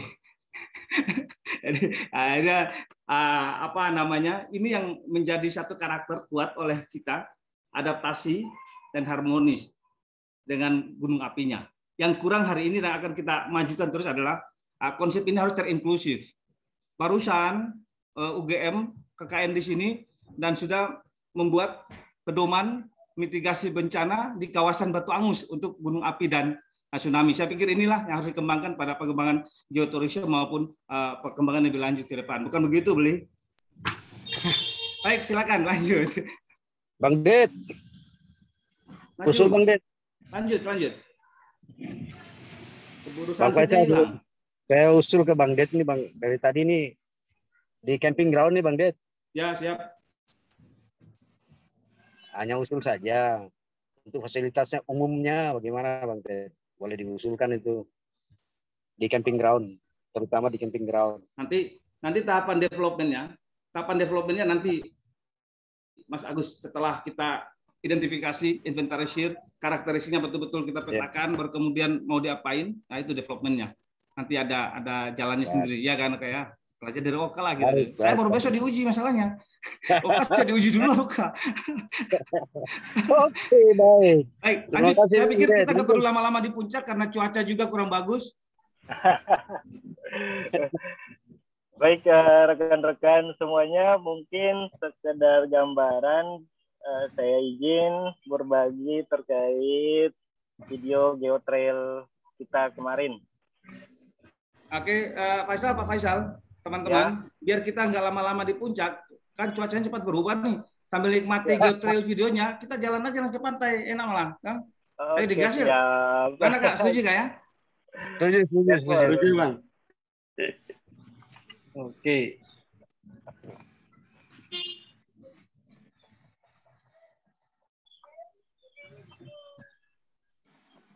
Oke teman-teman, ini berikut gambaran video geotrail kita.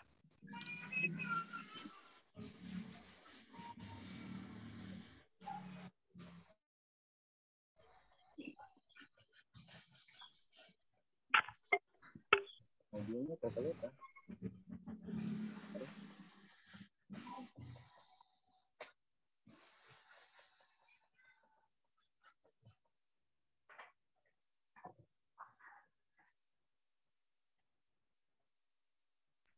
Halo Bang Faisal. Hadir. Ya, sepertinya terputus-putus. Kasih on. Nanti Si on bisa dari saya Dari Oka aja, dari Oka. Boleh? Ayo. Siap.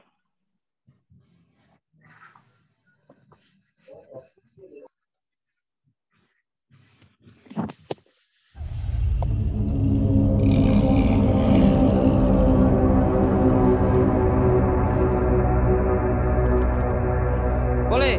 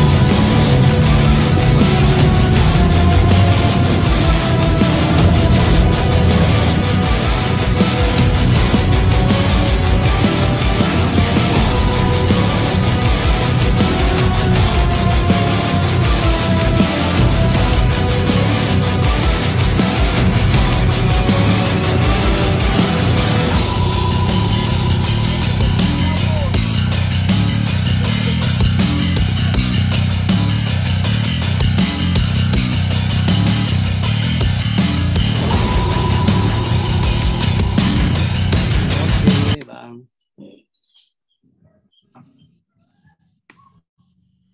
Baik Bapak Ibu, mungkin demikian dari kami tim kolaborasi Geowisata Pulau Ternate. Selanjutnya kami kembalikan ke moderator Bang Oka.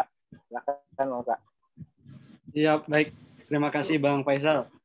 Nah, ini luar biasa Bapak Ibu sekalian, kita sudah keliling-keliling ya dalam kegiatan virtual geotour kita hari ini ke Ternate, dan itu sepertinya baru beberapa sisi saja dari kota Ternate dan Pulau Maluku Utara ya. Nah, kita masih banyak hal teman-teman dari DPD HPI Maluku, terus dari Genpi Maluku, dan dari komunitas JIP. Nah, tadi ada Pak Agus, terus ada Bang Dedi juga dari IAGI Pengda Maluku Utara. Nah, ini kita akan buka sesi tanya-jawab. Bapak Ibu silakan, sepertinya ada beberapa pertanyaan ya yang sudah masuk melalui kolom chat, dan apabila ada yang mau bertanya secara langsung, itu terbuka sekali dengan menggunakan fitur raise hand. Ya, wah ini sepertinya udah ada. Oke. Ini ada dari Pak Dian. Wah, ini yang kemarin Pak Dian. Silakan Pak Dian. Oke, terima kasih beliau Kak. Iya. Assalamualaikum warahmatullahi wabarakatuh. Waalaikumsalam warahmatullahi Rekan-rekan wabarakatuh. dari Maluku Utara, khusus Pak Dedi Arif. Siap, Pak Dian. Sehat Iya, selalu. saya sekarang hadir Pak di Maluku nih Pak. Siap. Kop. Jadi mungkin tanggapan saya ikut ya di tengah tadi Pak Dedi, tapi saya lihat menarik sekali itu mengenai apa namanya vulkanik ya. Temanya vulkanik di daerah Gunung Gamalama ya. Itu ada situs-situs geologinya. Tadi ada Batu Angus ya namanya ya. Ya. Pak Dedi ya. Betul ya. Betul. Terus ada beberapa lokasi yang menurut saya ini cocok sekali kalau tema geoparknya mengenai vulkanik. Amin. Gunung, amin. Ya, vulkanik kepulauan ini. Amin. Pak Dedi, ini belum ada Siap. nih, saya pikir nih. Siap. Minta tolong yang sudah ada Oka, ada Pak Dian. Mungkin pertanyaan dari saya gini, Pak Dedi, ya dengan tadi saya lihat geoteranya sudah detail ya, sama rekan HPI juga sudah bagus itu, dan saya lihat juga sudah ada tema-temanya, mana yang untuk trail untuk mobil, mana untuk pejalan kaki. Nah itu tinggal di ini aja Pak Dedi, tinggal dikemas. Tinggal dikemas. Tapi yang paling penting menurut saya dari sisi geologi ya, kita untuk menyelamatkan dari warisan geologinya Pak Dedi. Ya. Nah jadi usul kami ya dari mewakili ya di Sumatera Barat, kalau bisa segera diajukan sebagai warisan geologi itu Pak Dedi. Sementara Beberapa proses, situs. Insya Allah September akhir sudah. Setelah ujian sudah diajukan Pak Dedi ya. Sudah. Alhamdulillah betul. Saya tunggu ujian besok dulu. Siapa tahu ada perubahan beberapa kontekstualnya. Baru kemudian saya revisi dan ngirim ke Pak Asep, sama Asep sudah komunikasi dan sudah kurang lebih ada 39 site menurut kami, bukan menurut mereka yang menilai nanti. 39 ya. Ya. Itu di Pulau Ternate semua itu Pak. Di Ternate saja. Ya. Oka pernah ikuti kemarin. Oke. Banyak. Ya. Oke.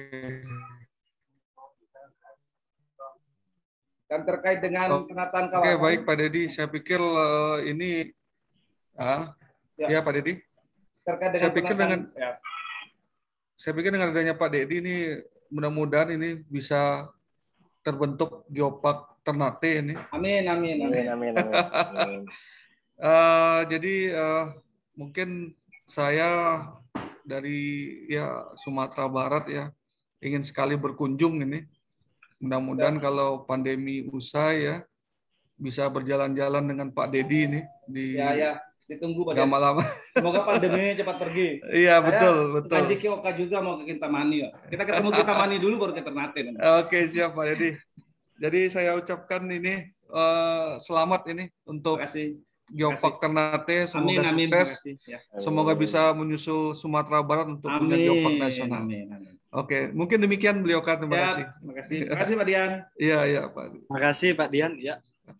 Silakan baik Bapak Ibu sekalian, apabila ada pertanyaan bisa disampaikan, bisa langsung bertanya melalui fitur raise hand ya Bapak Ibu. Terus ini ada beberapa pertanyaan sepertinya dari chat ya. Nah ini saya izin bacakan. Nah ini ada pertanyaan yang menarik sebenarnya dari Mbak Ning Wisma ya, dari Si Junjung. Mungkin semuanya bertanya juga ini ke Bang Dedi dan teman-teman di Ternate. Kira-kira ini kalau buat kegiatan tur Ternate itu berapa hari sih yang biasanya dibutuhkan waktunya untuk menikmati Ternate atau kota Ternate dan wisatanya tadi? Seperti itu. Siap. Kan sebelum saya serahin ke yang punya ahlinya kan HPI ini. Sebelum ahlinya bicara. Jadi Pak Dian, kami kolaborasinya kan di sini nggak ada prodi teknik geologi. Oke Pak, siap. Sehingga saya mencoba berbagi apa yang saya tahu dengan teman HPI, dan teman-teman Genpi, dengan teman-teman JIP, dengan siapa saja ingin berkolaborasi. Jadi sebelum tadi soal itinerary perjalanan itu jagonya HPI lah pokoknya. Nah, jadi saya mau coba sampaikan ke Mbak Sapa dari Si Junjung bahwa Ternate pulau kecil, Mbak. Dia volcanic small island. Cuman cukup 45 menit berkeliling pulaunya tanpa menikmati ya. Tanpa menikmati nih dengan motor udah full hash aja 45 menit sampai di titik yang tadi kita start. Tetapi kalau ingin menikmati paket wisata budaya, bio sama geonya, walaupun dia pulau kecil, 1 hari nggak cukup. Batu Angus saja tadi belum semuanya, belum ke disaster tourismnya, karena di Batu Angusnya ada paket lagi yang belum kita sampaikan adalah disaster tourismnya dari Sungai Tugurara tadi. Jadi kalau saya jangan 1 hari Mbak, sayang 3 hari deh, sama-sama ngangkut. Siap Pak. Sama-sama ini ikut ngelonjakin ekonomi lokal destinasi. Ya, siap Pak. Siap. Berarti harus dijadwalin nih dari Sumatera Barat nih. Iya Pak Dian. Siap dijemput kok ya. Siap. Iya, bareng-bareng nanti Mas Puji sama saya nih Pak. Nanti bareng-bareng dari Sumbar kita ke siap, ini. Pak Dian. Kita kontak dulu Pak Dedi nih apakah udah. Oke. Ya, baik. Terima kasih Bang Dedi. Mungkin ada tambahan itu dari Bang Faisal terkait ini. Terima kasih, Bli. Nah, betul sih itu apa yang disampaikan Bang Dedi tadi. Kalau kita mau menikmati semuanya di Ternate itu sehari itu memang nggak cukup karena wisatanya beragam. Yang tadi sudah disebutkan ada sejarahnya, budaya, geologinya. Bahkan di sini juga ada, kalau memang punya minat ke diving, ada juga sih spot yang khusus untuk belajar tentang geologi.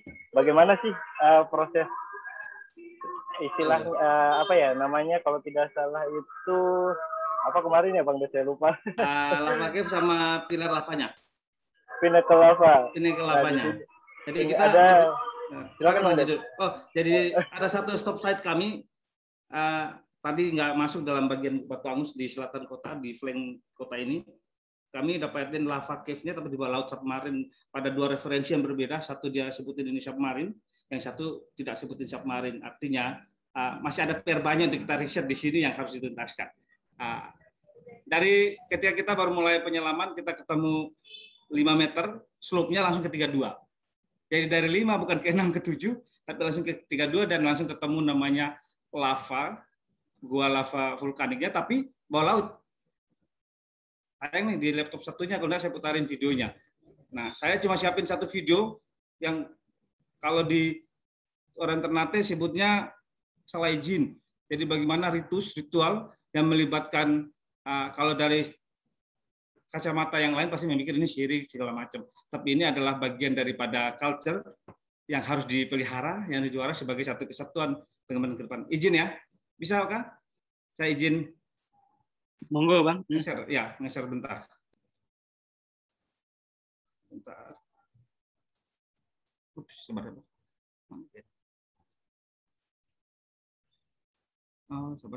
Tangguh. Lanjut dulu sambil saya ini. Lanjut dulu. Oke, baik, sambil Bang Dedi juga. Oke, udah ada. Siap.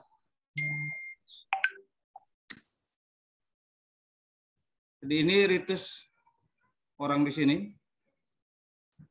Nah, ini sudah mulai. Dan ini coba kami jadikan salah satu paket wisata nantinya. Ke Ternate bisa melihat langsung bagaimana kolaborasi 2 dunia yang berbeda. Ini ketika ada yang sakit, sangat dipercayai dengan melakukan ritus ini kemudian terbantukan dalam penyembuhan tertentu dan masih berlangsung hingga saat ini. Dan diminum itu khas minuman sini, bukan arak Bali, tapi arak di sini, khas di sini. Nah, lihat ibu ini yang menggendong ayam itu nanti dimakan mentah karena memang sudah kemasukan oleh yang diharapkan begitu. Jadi ini hanya satu proses mediasi antara ruang sebelah dengan ruangnya kita menjadi perantara dalam proses pengobatan. Dan ini adalah hal yang akan menjadi sains ketika teman-teman yang belajar filsafat melihatnya dari kacamata metafisikanya. Oke, itu bonusnya hari ini. Silakan. Beliau kan mungkin tambahan yang terkait pertanyaan tadi. Untuk berkunjung ke Ternate, kalau yang sudah disebut-sebutin tadi minimal untuk menikmati semua itu paling sedikit itu 3-4 hari paling sedikit untuk menikmati semua itu.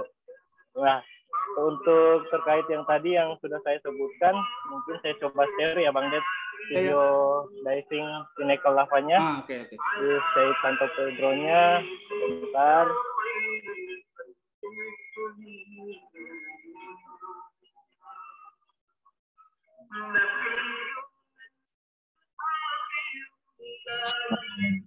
Identik sama jadi mengaji berbeda.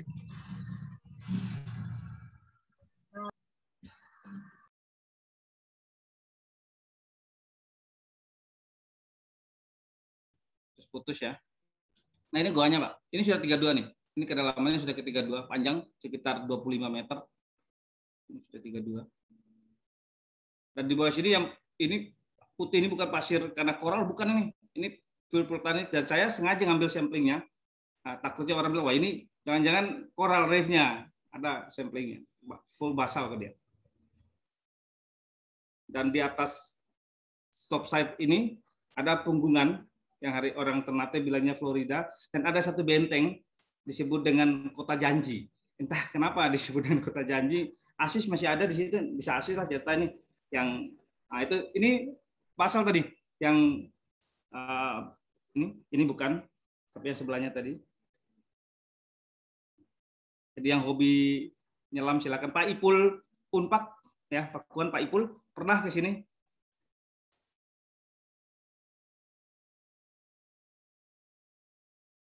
Ini satu stop. Kami sangat bersyukur kami bisa menghentikan atau bukan menghentikan sih, mampu menyarankan ke pemerintah kota waktu itu dengan Pak Kadi dan beberapa teman-teman di tim Dispar bahwa ini kan mau dibangun reklamasi, ceritanya sampai ke titik sini. Saya coba menjelaskan ke beliau, Pak almarhum Pak Wali Kota saat itu, bahwa kalau bangun reklamasi maka salah satu stop site yang sangat unik dan kita tidak bisa mendapatkan lagi, hilang percuma. Bisa saja stop site ini adalah menjadi titik nilai tertinggi ketika harus dinilai. Saya bilang ke beliau waktu itu, dan beliau menyepakati bahwa cukup reklamasi di ujung sini, jangan sentuh lagi lokasi ini, dan beliau waktu itu menyampaikan, saya yang akan bangun pusat informasi site ini. Mudah-mudahan bisa teruskan sebagai amanah untuk beliau. Itu saja. Jadi secara pribadi dan secara organisasi kami sangat, wah yang bikin reklamasi ini kan bukan hal yang gampang, saya pikir.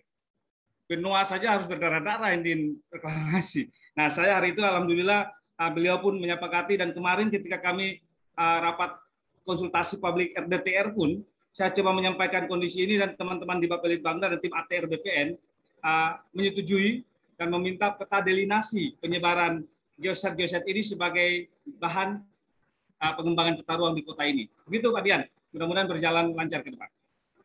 Ya, semoga sukses ini Pak Dedi. Luar biasa sekali ini pesona Ternate ini. Ya Pak Dian.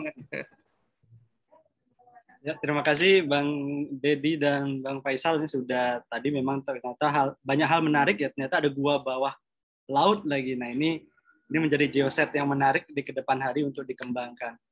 Nah, ini juga ada pertanyaan juga dari kolom chat, itu dari Mbak Siti Novatri. Izin bertanya Pak, bagaimana sejarah keterbentukan gua lava? Apakah mungkin gua lava ini bisa diceritakan juga yang di bawah laut dengan yang ditemukan di permukaan, Bang Dedi?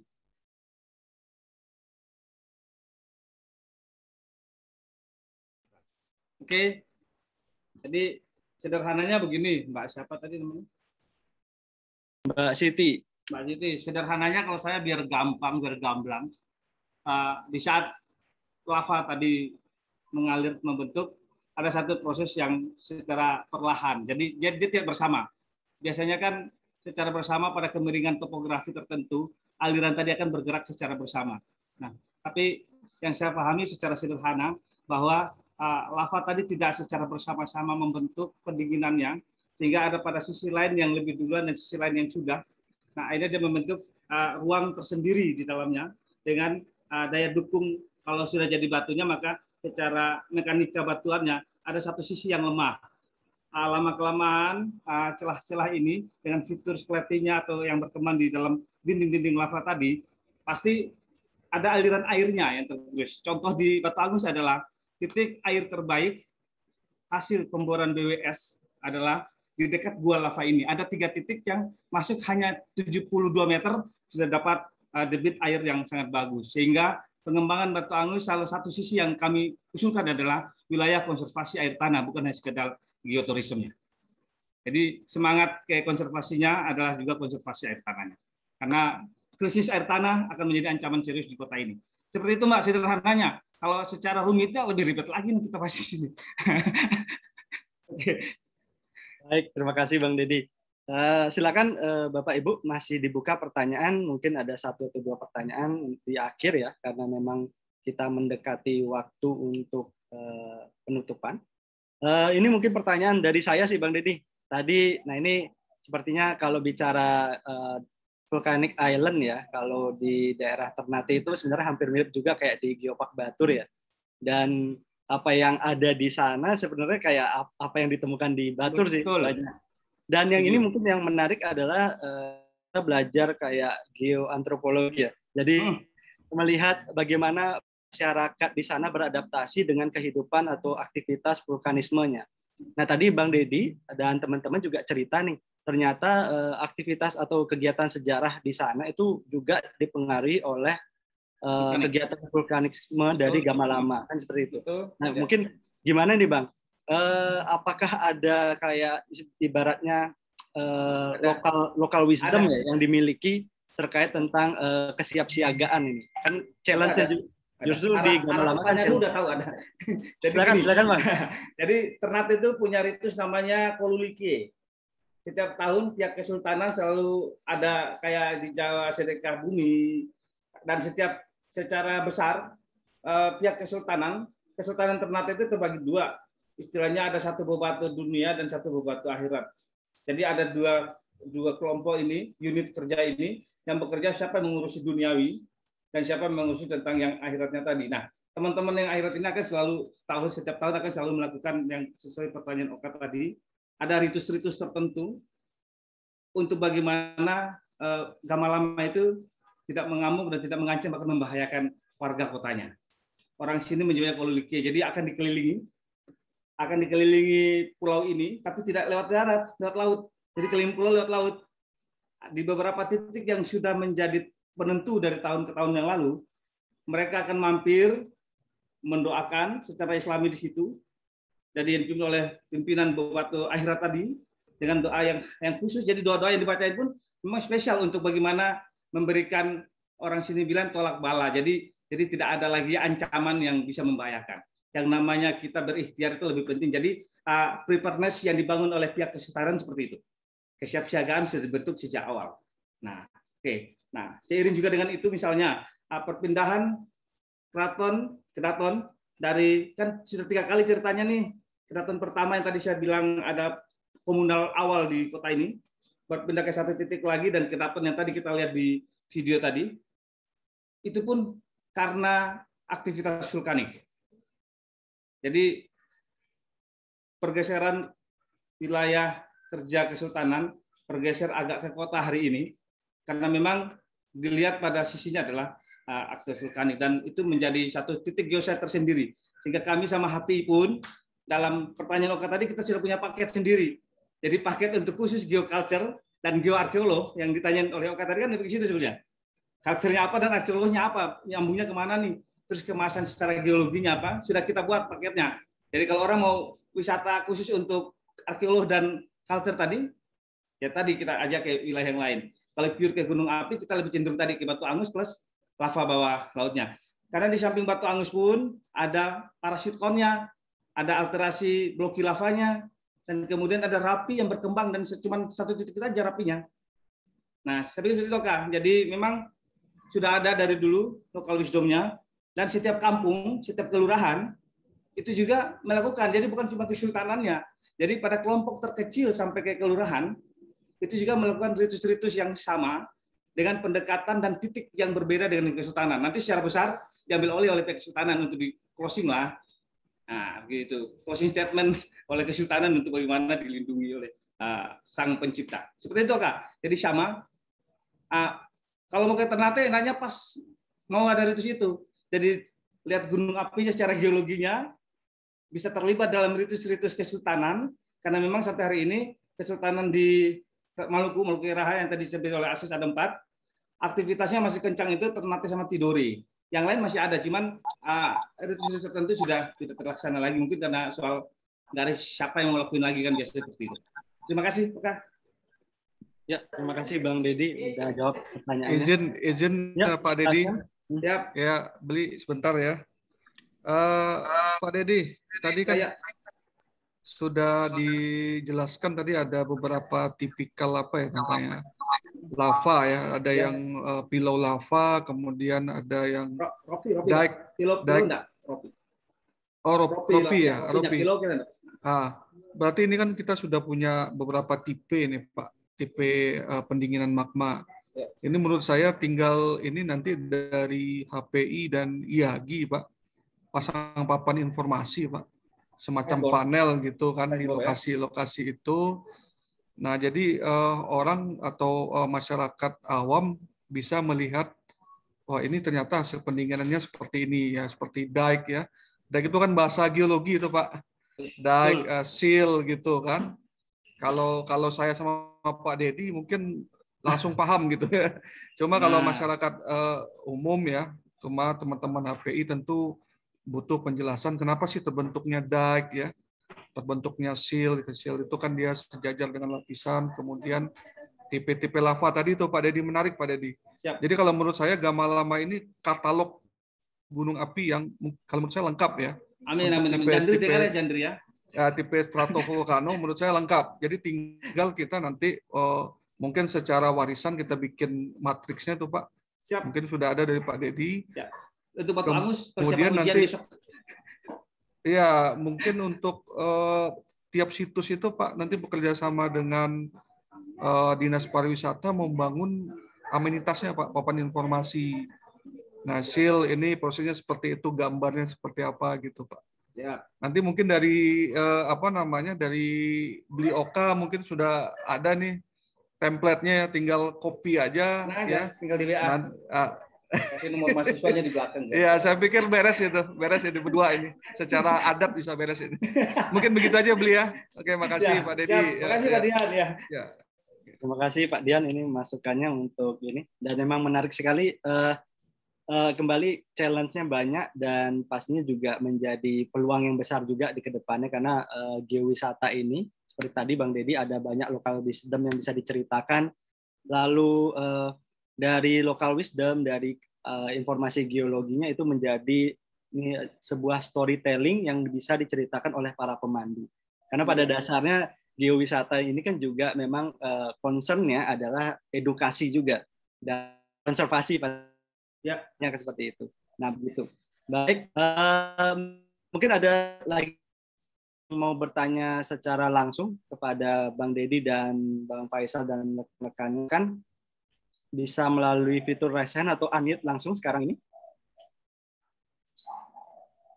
Oh, di juga ini. Oke. Ada ini. Ya.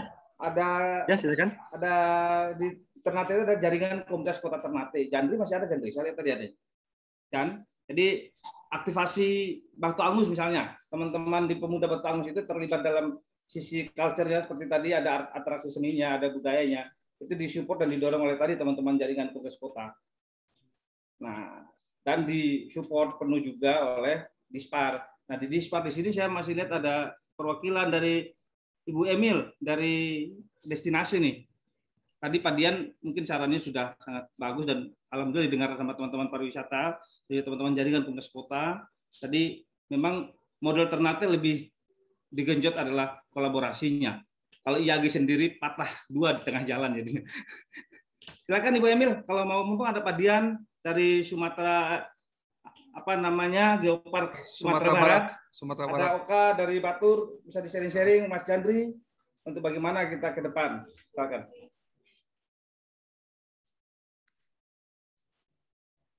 Pas, Ibu Emil. Lanjut, Oka. Oke. Baik.